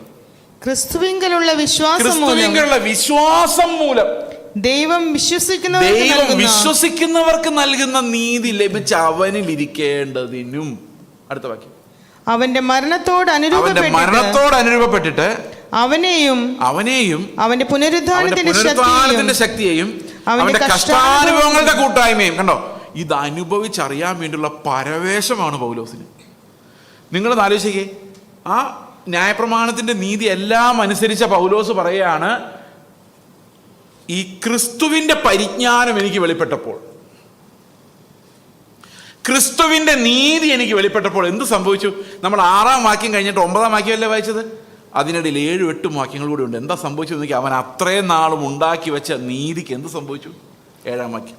എങ്കിലും എനിക്ക് ലാഭമായിരുന്നതൊക്കെ. അപ്പൊ ഇത്രയും നാളും ഈ നീതി എനിക്ക് ലാഭമായിരുന്നു. ആൾക്കാർ പറയായിരുന്നു, ഓ പൗലോസിനെ പോലെ നീതിമാൻ ആരുള്ളൂ, യഥാർത്ഥ യഹൂദൻ, ബെന്യാമീൻ ഗോത്രക്കാരൻ, യഥാർത്ഥ ഇസ്രായേലിൻ, ഇബ്രു ഭാഷ പഠിച്ചവൻ, ഗമാലിയേലിൻ്റെ പാദപീഠത്തിലിരുന്നവൻ. അന്ന് ആൾക്കാർ പറയുന്നത് കപ്പൽ മുതലാളിയുടെ മകനായിരുന്നു പൗലോസ് എന്ന്. എനിക്ക് ബൈബിളിന് വെളിയിലുള്ള റെവലേഷനിൽ വിശ്വാസം ഇല്ലാത്തതുകൊണ്ട് എനിക്ക് അറിയാൻ മേല. ചിലപ്പോൾ ആയിരിക്കും. അങ്ങനെയാണെങ്കിൽ ഇന്നത്തെ മാരുതിക്കാരൻ്റെയൊക്കെ മുതലാളിയുടെ മകൻ എന്ന് പറയുന്ന പോലത്തെ ഇതൊന്നും അവിടെ എഴുതിയിട്ടില്ല. ഇവിടെ എല്ലാം പൗലോസ് പറഞ്ഞേക്കുന്നത് ന്യായപ്രമാണ സംബന്ധമായ കാര്യങ്ങളാണ്. 8-ാം നാളിൽ പരിച്ഛേദനയേറ്റവൻ, ഇതെല്ലാം ഒരു കാലത്ത് എനിക്ക് ഭയങ്കര ലാഭമായിരുന്നു. ആൾക്കാരെന്നെ പുകഴ്ത്തി പറയുമായിരുന്നു പൗലോസ് ഭയങ്കരനാണ്. പക്ഷെ ക്രിസ്തുവിൻ്റെ പരിജ്ഞാനം ഞാൻ കണ്ടപ്പോൾ എനിക്ക് മനസ്സിലായി. എന്താ മനസ്സിലായത്? ക്രിസ്തു നിമിത്തം ഛേദം എന്നെണ്ണിയിരിക്കുന്നു. അടുത്ത വാക്യം. അത്രയുമല്ല എന്റെ കർത്താവായ ക്രിസ്തുയേശുവിനെ കുറിച്ചുള്ള പരിജ്ഞാനത്തിന്റെ ശ്രേഷ്ഠത നിമിത്തം ഞാൻ ഇപ്പോഴും എല്ലാം ഛേദം എന്നെണ്ണുന്നു. ചവറെന്നെണ്ണുന്നു. കുറച്ച് താഴെ എഴുതിയിട്ടുണ്ട്, ഇവിടെ മുകളിൽ എഴുതിയിട്ടുണ്ട് ചവറെന്നെണ്ണുന്നു. ഒരു കാര്യം ഞാൻ പറയാം. നമ്മൾ പല ആൾക്കാരും പറയാറുണ്ട്, ഗവൺമെൻറ് ജോലി വിട്ടിട്ടാണ് ബ്രദറേ ഞങ്ങൾ സുവിശേഷ വേലയ്ക്ക് ഇറങ്ങിയത് എന്ന് പറഞ്ഞാൽ എന്താ അർത്ഥം? അത്രയും വലിയ പണി വിട്ടിട്ട് ഇത്രയും പൊട്ടപ്പണിക്ക് ഇറങ്ങിയ ആളാണ് ഞാൻ എന്നതിൻ്റെ അർത്ഥം. അങ്ങനെയല്ലേ അയാൾ ഉദ്ദേശിച്ചത്? പൗലോസ് എന്താ പറയുന്നത്? പൗലോസ് പറയുന്നത് ഈ വലിയ വലിയ കാര്യങ്ങൾ ഞാൻ സമ്പാദിച്ചു വെച്ചിരുന്നതൊക്കെ ഇന്ന് ആലോചിക്കുമ്പോൾ എനിക്ക് ചവറ് പോലെയാണ് തോന്നുന്നത് എന്ന് പറഞ്ഞാൽ ഒരു വാല്യൂവും തോന്നുന്നില്ല. കാരണം അത്ര വലുതാണ് ഈ ക്രിസ്തുവിൻ്റെ പരിജ്ഞാനം. ഈ ക്രിസ്തുവിൻ്റെ പരിജ്ഞാനം എന്താണെന്ന് ഞാൻ പറയാം. എന്താണ് ഈ ക്രിസ്തുവിൻ്റെ പരിജ്ഞാനം? അതാണ് ദൈവത്തിൻ്റെ നീതി എന്ന് പറയുന്നത്. നമുക്കത് വ്യക്തമായിട്ട് ചിന്തിക്കാം. എന്താണിത്? 3 വാക്കുകൾ അതിനുവേണ്ടി നിങ്ങളുടെ മുമ്പിൽ ഞാൻ വയ്ക്കുന്നു. ഒന്ന് വിവരം, ഇൻഫർമേഷൻ. മറ്റൊന്ന് നോളജ്, അറിവ്. 3 പരിജ്ഞാനം, വിസ്ഡം. ഇത് നമുക്കൊന്ന് ചിന്തിച്ച് നോക്കാം. ഒരു എക്സാമ്പിൾ വഴി ചിന്തിക്കാം. ഇപ്പം നിങ്ങൾ ഈ സഭയിലൊരു വിശ്വാസി ഭയങ്കര സാമ്പത്തിക ക്രൈസിസിൽ പോകുമെന്ന് വിചാരിച്ചു. അപ്പോൾ അദ്ദേഹം ചെന്ന് പാസ്റ്റർ പറയണം, പാസ്റ്ററെ 5 പൈസ കയ്യിലില്ല, എന്ത് ചെയ്യണമെന്ന് അറിയത്തില്ല. അപ്പോൾ പാസ്റ്റർ പറയും പ്രാർത്ഥിക്ക്, ദൈവം തരും. അപ്പോൾ പുള്ളിക്കൊരു വിവരം കിട്ടി. എന്താ വിവരം? പ്രാർത്ഥിച്ചാൽ ദൈവം പൈസ തരും. അപ്പം വിവരം കിട്ടി. അതിന് വിവരമായേ ഉള്ളൂ. അപ്പോൾ പുള്ളിയുടെ ഉള്ളിൽ അതൊരു ഇൻഫർമേഷനാണ്. എന്താ ഇൻഫർമേഷൻ? പ്രാർത്ഥന കേൾക്കുന്നൊരു ദൈവമുണ്ട്. എനിക്ക് ഒരു വകയില്ലാത്ത ഈ സമയത്ത് ദൈവം എന്തെങ്കിലും ഒരു വഴി തുറക്കുമല്ലോ, ഉറപ്പായിട്ട് ദൈവം തുറക്കും. അവൻ പോയിരുന്നു കുത്തിയിരുന്ന് പ്രാർത്ഥിച്ചപ്പോൾ ദൈവം അവന് പൈസ കൊടുത്തു. അപ്പോൾ അത് അറിവായി മാറി. എന്തായി മാറി? ഇത്ര നേരം എന്തായിരുന്നു? വിവരമായിരുന്നു. ഇപ്പം എന്തായി മാറി? അതവൻ അറിവായി. ഇപ്പം വേറൊരാൾ അവനോടൊന്ന് പറയാണ് കാശൊന്നും ഇല്ലയെന്ന് പറയുമ്പോൾ ഇവൻ എന്ത് പറയും? പ്രാർത്ഥിച്ചാൽ മതി, ദൈവം തരും. കാരണം ഇവൻ അറിയാം. അറിവ് മനസ്സിലായോ? വേറൊരു എക്സാമ്പിൾ പറയാം, അപ്പം നിങ്ങൾക്ക് കുറച്ചുകൂടെ മനസ്സിലാവും. ഒരു ദിവസം ഞാൻ എൻ്റെ ഭാര്യയോട് പറഞ്ഞു, സ്ത്രീയായിട്ട് ജനിക്കുക, വളരുക, പിള്ളേരെ പ്രസവിക്കുക, അവരെ ഡിസിപ്ലിൻ ചെയ്യുക, കഴുകുക, കുക്ക് ചെയ്യുക, ഭയങ്കര പാടല്ലേ ഈ ലൈഫ്? ഞാൻ ചോദിച്ചു. അപ്പം എൻ്റെ ഭാര്യയോട് പറഞ്ഞു, അന്നേരം ഇത് നിങ്ങൾക്ക് എങ്ങനെ അറിയാം? ഞാൻ അന്നേരം അല്ലെങ്കിൽ സംഗതി ശരിയാണല്ലോ, എനിക്കെങ്ങനെ അറിയാം? എനിക്കൊരു ഇൻഫർമേഷൻ മാത്രമേ ഉള്ളൂ. ഇത് അറിയാവുന്ന ആരാ ഈ ബുദ്ധിമുട്ടാന്ന്? അറിയാവുന്ന ഭാര്യയ്ക്ക് അറിയുള്ളൂ. അല്ല, എനിക്കറിയോ? എനിക്ക് ഒരു വിവരം മാത്രമേ ഉള്ളൂ. അറിയുന്ന ആരാ ഈ ബുദ്ധിമുട്ടെല്ലാം? അതാണ് ഇൻഫർമേഷനും വിവരവും തമ്മിലുള്ള വ്യത്യാസം. വിവരം ഉണ്ടോ?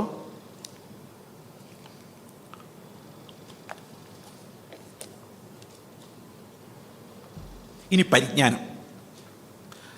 ഇതാണ് ഏറ്റവും ശ്രേഷ്ഠമായ പരിപാടി. ഞാൻ ചെന്ന് പാസ്റ്റർ പറയാം, പാസ്റ്റർ 5 നയ പൈസ ഇല്ല, എന്തോ ചെയ്യണമെന്ന് അറിയത്തില്ല. പാസ്റ്റർ പറയാണ്, കർത്താവ് ഇങ്ങനെ ദാരിദ്ര്യമൊക്കെ അനുഭവിച്ചിട്ടുണ്ട്, ഈ ഇടുക്ക് വഴി ദൈവം വെച്ചേക്കുന്നത്. യേശു ഇതിനെങ്ങനെ ഫേസ് ചെയ്യുമായിരുന്നു ആലോചിച്ച് നോക്ക്. ആ ഇടുക്ക് വഴിയിലൂടെയാണ് നമ്മളും പോകേണ്ടത്. കർത്താവ് ഈ സാഹചര്യത്തിൽ എന്ത് ചെയ്യുമായിരുന്നു എന്ന റെവലേഷനെയാണ് നമ്മൾ പരിജ്ഞാനം എന്ന് പറയുന്നത്. ഇനി ഒന്നും കൂടെ വിശദമാക്കിയാൽ ഇത് തന്നെയാണ് നീതി. യോഹന്നാൻ്റെ സുവിശേഷം 16-ാം അധ്യായത്തിൻ്റെ 8, 9, 10 അല്ല 8 മാത്രം വായിച്ചേ. അവൻ വന്ന് പാപത്തെക്കുറിച്ചും നീതിയെക്കുറിച്ചും ന്യായവിധിയെക്കുറിച്ചും ലോകത്തിന് ബോധം വരുത്തും. ആര് വന്നിട്ടാ? പരിശുദ്ധാത്മാവ് വന്നിട്ട്. പരിശുദ്ധാത്മാവ് വരുമ്പോൾ എന്ത് ചെയ്യും? പാപത്തെക്കുറിച്ചും നീതിയെക്കുറിച്ചും ന്യായവിധിയെക്കുറിച്ച് ലോകത്തിന് ബോധ്യം വരുത്തും. അപ്പം പരിശുദ്ധാത്മാവ് ലോകത്തിലേക്കാണ് വരുന്നത്, നമ്മുടെ ഉള്ളിലേക്കാണ് വരുന്നത്? നമ്മുടെ ഉള്ളിലേക്ക്. അപ്പം നമ്മുടെ ഉള്ളിലേക്ക് പരിശുദ്ധാത്മാവ് വന്നാൽ ലോകത്തിന് മനസ്സിലാവും എന്താണ് നീതി, എന്താണ് പാപം, എന്താണ് ന്യായവിധി എന്ന് നമ്മളെ കാണുമ്പോൾ അവർക്ക് മനസ്സിലാകുന്ന രീതിയിലാണ് പരിശുദ്ധാത്മാവ് നമ്മുടെ ഉള്ളിലേക്ക് വരുന്നത്. സമാധാനമായല്ലോ? ഇനി ഏത് പാപം, അതാണ് അടുത്ത ചോദ്യം. ഇപ്പോൾ ഉദാഹരണത്തിന് ഈ പാസ്റ്റർ ഇവിടെ ഒരു വാച്ച് വെച്ചിട്ടുണ്ട്. അപ്പോൾ ഞാൻ ചിന്തിക്കുകയാണ്, കൊള്ളാം, നല്ല രസമുണ്ട്, ഇതെല്ലാം കഴിയുമ്പോൾ ആരും ശ്രദ്ധിച്ചില്ലെങ്കിൽ ഇത് അടിച്ചു മാറ്റിക്കൊണ്ട് പോയേക്കാം എന്ന് ചിന്തിക്കാമെന്ന് വിചാരിച്ചോ? അപ്പോൾ ഉള്ളിൽ നിന്നൊരു ശബ്ദം കേൾക്കുകയാണ്, അത് തെറ്റാണ്, ചെയ്യരുത്. ഇത് എവിടെ നിന്ന് വരുന്നയാ? ആത്മാവൊന്നുമല്ല, ഇത് നല്ല മനസാക്ഷിയുള്ള എല്ലാവർക്കും ആ ശബ്ദമുണ്ട്. മോഷ്ടിക്കുന്നത് പാപമാണ്. ശരിയല്ലേ? പക്ഷേ ഇത് മനസ്സിലാക്കി തരാൻ എനിക്ക് ആത്മാവൊന്നും ആവശ്യമില്ല. ഒന്നുകിൽ എനിക്ക് മനസാക്ഷി പറയും, മനസാക്ഷി പറഞ്ഞില്ലേ നാട്ടുകാർ പറയും, നാട്ടുകാർ പറഞ്ഞില്ലേ പോലീസുകാർ മനസ്സിലാക്കി തരും, മോഷണം പാപമാണ്. അപ്പോൾ ഏത് പാപത്തെക്കുറിച്ച് ബോധ്യം വരുത്താൻ ആത്മാവ് വരുന്നേ? 9-ാം വാക്യം, അടുത്ത വാക്യം, അവർ എന്നിൽ വിശ്വസിക്കായിക കൊണ്ട് പാപത്തെക്കുറിച്ച്. അപ്പോൾ ഏതാ പാപം? ഏത് പാപത്തെക്കുറിച്ചാണ് ദൈവത്തിൻ്റെ ആത്മാ ബോധ്യം വരുത്തുന്നത്? അൺബിലീഫ് എന്ന പാപത്തെക്കുറിച്ചാണ്. അത് പോലീസുകാർക്ക് മനസ്സിലാക്കി തരാൻ പറ്റിയില്ല. നിങ്ങൾ പോകുന്ന വഴിക്ക് പോലീസ് അറിഞ്ഞിട്ട് ഇത്തിരി അവിശ്വാസം ഉണ്ട് കേട്ടോ എന്ന് ഒരു പോലീസുകാരനും പറയരുതെന്ന് മാത്രമല്ല, നമ്മുടെ മനസാക്ഷിക്കും ആ അവിശ്വാസം കണ്ടുപിടിക്കാൻ പറ്റത്തില്ല. ഇതിനെക്കുറിച്ച് വിശദമായിട്ട് പറയേണ്ടതായിട്ടുണ്ട്. എൻ്റെ പോയിന്റ് ഇതല്ല, അടുത്ത പോയിന്റ് നീതിയെക്കുറിച്ച്. എന്താ നീതി? നിങ്ങളുടെ കയ്യിൽ 2 ആപ്പിളുണ്ട്, 2 പിള്ളേരുണ്ടെങ്കിൽ എന്താ നീതി? എന്താ? ഓരോരുത്തർക്കും ഓരോന്ന് കൊടുക്കുക. ഇത് മനസ്സിലാക്കി കൊടുക്കാൻ ആത്മാവ് വരേണ്ട കാര്യമുണ്ടോ? ഒരപ്പന് 2 ഏക്കർ സ്ഥലവും 2 പിള്ളേരും ഉണ്ടെങ്കിൽ എങ്ങനെ വിഭജിക്കണം? പറ. ഓരോ ഏക്കർ വെച്ച് കൊടുക്കണം അല്ലേ? അങ്ങനെ കൊടുത്താൽ അപ്പനും അമ്മ ഔട്ടാവും. അതുകൊണ്ട് 3/4, 1.5, അര ഏക്കർ അപ്പനും അമ്മയ്ക്ക് വെച്ചേക്കണം, അല്ലെ അപ്പനെ അമ്മയ്ക്ക് പിന്നെ കാണാൻ പറ്റത്തില്ല. അപ്പോൾ അതിനൊരു നീതിയുണ്ട്. ഈ നീതി പരിശുദ്ധാത്മാ പറയുന്നതാണോ നമ്മുടെ മനസാക്ഷിയും ബുദ്ധിയും പറയുന്നതാണോ? മനസാക്ഷിയും ബുദ്ധിയും പറയുന്നത്. അപ്പോൾ നമുക്ക് ഈ നീതിയൊക്കെ മനസ്സിലാക്കാൻ 2-ാം ക്ലാസ്സിൽ പഠിച്ചൊരു കൊച്ചു മതി. പപ്പ 2/2 എന്ന് പറഞ്ഞാൽ 1 എന്ന് പറയാൻ ആ കൊച്ചു മതി. അപ്പോൾ ദൈവത്തിൻ്റെ ആത്മാവ് ഏത് നീതിയെക്കുറിച്ചാണ് ബോധ്യം വരുത്തുന്നത്? 10-ാം വാക്യം. എന്ത് രസകരമായിട്ടാണ് ബൈബിൾ എഴുതിയിരിക്കുന്നത്. 10-ാം വാക്യം വായിച്ചേ. ഞാൻ പിതാവിൻ്റെ അടുക്കൽ പോവുകയും നിങ്ങൾ ഇനി എന്നെ കാണാതിരിക്കുകയും ചെയ്യുന്നത് കൊണ്ട് നീതിയെക്കുറിച്ചും. അപ്പം നീതിയെക്കുറിച്ച് പരിശുദ്ധാത്മാവ് ഒന്ന് പഠിപ്പിക്കേണ്ടി വരുന്നത് എന്തുകൊണ്ടാണ്? യേശുക്രിസ്തു നമ്മുടെ കൂടെ ഇല്ലാത്തതുകൊണ്ട്. യേശുക്രിസ്തു പിതാവിൻ്റെ അടുക്കിലേക്ക് പോയതുകൊണ്ട് ഈ 21-ാം നൂറ്റാണ്ടിൽ യേശു കർത്താവ് ഷാർജയിൽ ഉണ്ടായിരുന്നെങ്കിൽ എന്ത് സംസാരിക്കുമായിരുന്നു? ഈ പുൾപിറ്റിൻ്റെ പുറകിൽ ഇപ്പോൾ കർത്താവാണ് നിൽക്കുന്നതെങ്കിൽ എന്ത് സംസാരിക്കുമായിരുന്നു? നിങ്ങളോട് സംസാരിക്കുന്ന യേശുക്രിസ്തു ആയിരുന്നെങ്കിൽ എന്ത് ചെയ്യുമായിരുന്നു? ഇവിടുന്ന് റോഡിലോട്ട് ഇറങ്ങുമ്പം കാശ് കാണിച്ചാൽ കർത്താവ് എങ്ങനെ പ്രതികരിക്കുമായിരുന്നു? ഇതാണ് പരിജ്ഞാനം, ഇതാണ് നീതി. ഈ നീതിയാണ് ദൈവത്തിൻ്റെ ആത്മാവ് വെളിപ്പെടുത്തുന്നത്. ഈ നീതിക്ക് വേണ്ടിയാണ് ഒരു മനുഷ്യൻ്റെ ഉള്ളിൽ, ദൈവരാജ്യത്തിലേക്ക് പോകുന്ന ഒരു മനുഷ്യൻ്റെ ഉള്ളിൽ ദാഹമുണ്ടാകുന്നത്. ഇതിനെയാണ് നമ്മൾ പരിജ്ഞാനം എന്ന് പറയുന്നത്. ഈ പരിജ്ഞാനത്തിലേക്ക് നമ്മൾ കയറി കഴിയുമ്പോണ്ടല്ലോ, ലോകത്തിലുള്ള എല്ലാ ജ്ഞാനവും നമുക്ക് വേസ്റ്റാണ്. Nothing can compare to the worth of the wisdom of Christ. ഇത് വളരെ വിലയേറിയ ഒരു യാത്രയാണ് ഈ ഗിരിപ്രഭാഷണത്തിലൂടെയുള്ള യാത്ര. ഇത് നമ്മളെ നഷ്ടപ്പെടുത്തുകയും ക്രിസ്തുവിനെ നേടുകയും ചെയ്യുന്ന ഒരു യാത്രയാണ്. We will lose the life that we are very carefully guarding, and we will gain that only one life which is worth living. ആ ലൈഫാണ് നമ്മളെ ദൈവരാജ്യത്തിൻ്റെ നീതിയിലേക്ക് കൊണ്ടുവന്നത്, ലൈഫ് ഓഫ് ക്രൈസ്റ്റ്.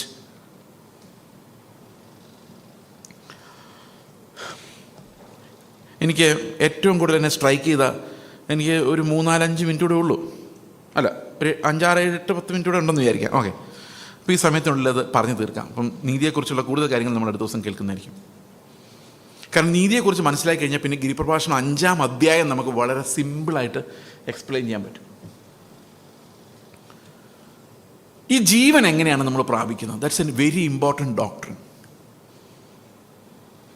യോഹന്നാൻ്റെ സുവിശേഷം 1-ാം അധ്യായത്തിൻ്റെ 4-ാം വാക്യത്തിൽ യോഹന്നാൻ പറയുന്നു, അവനിൽ ജീവൻ ഉണ്ടായിരുന്നു. In him was life. ഇത് ഒരു അത്ഭുതമാണ് ശരിക്കും. കാരണം ഞാൻ ഈ കഴിഞ്ഞ ദിവസം എയർപോർട്ടിൽ ഫ്ലൈറ്റിൽ കയറി ഇങ്ങോട്ട് വരുമ്പോൾ എൻ്റെ അടുത്ത് ഒരാളിരിപ്പുണ്ടായിരുന്നു. അയാൾക്ക് ജീവനുണ്ടായിരുന്നു. ഞെട്ടിയോ നിങ്ങളാരെങ്കിലും? ഞാൻ കഴിഞ്ഞ ദിവസം ഫ്ലൈറ്റിൽ വരുന്ന വഴിക്ക് എൻ്റെ അടുത്ത് ഒരാൾ വന്നിരിക്കുന്നുണ്ടായിരുന്നു, അയാൾക്ക് ജീവനില്ലായിരുന്നു. ഇപ്പം ഞെട്ടിയോ? ഇപ്പം ഞെട്ടി. എന്നിട്ട് എയർ ഹോസ്റ്റേഴ്സിനോട് പറഞ്ഞോ, പൈലറ്റിനോട് പറഞ്ഞോ, പൈലറ്റ് തിരിച്ച് ലാൻഡ് ചെയ്തോ, ഇങ്ങനെ ചോദ്യങ്ങൾ വരുന്ന അപ്പോഴാണ്. അല്ലേ, ജീവനുണ്ടെന്ന് പറഞ്ഞാൽ ആരും മൈൻഡ് ചെയ്യോ? ആരും മൈൻഡ് ചെയ്യില്ല.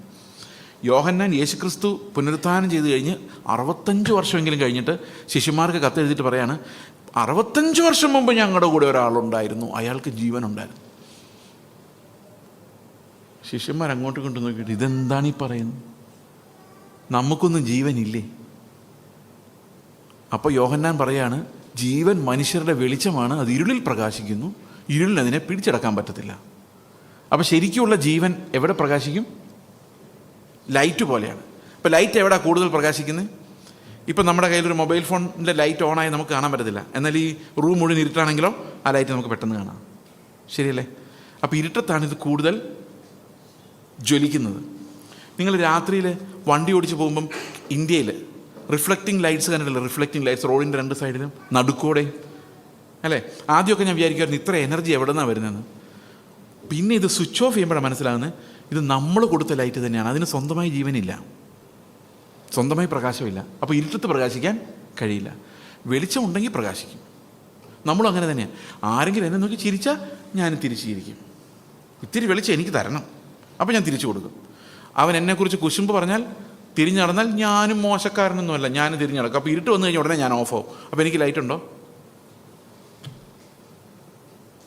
ലൈറ്റില്ല. നമ്മൾ ആരെങ്കിലും നമ്മളെ ചിരിച്ച് കാണിച്ചാൽ തിരിച്ചിരിക്കാനുള്ള കപ്പാസിറ്റി നമുക്കുള്ളൂ.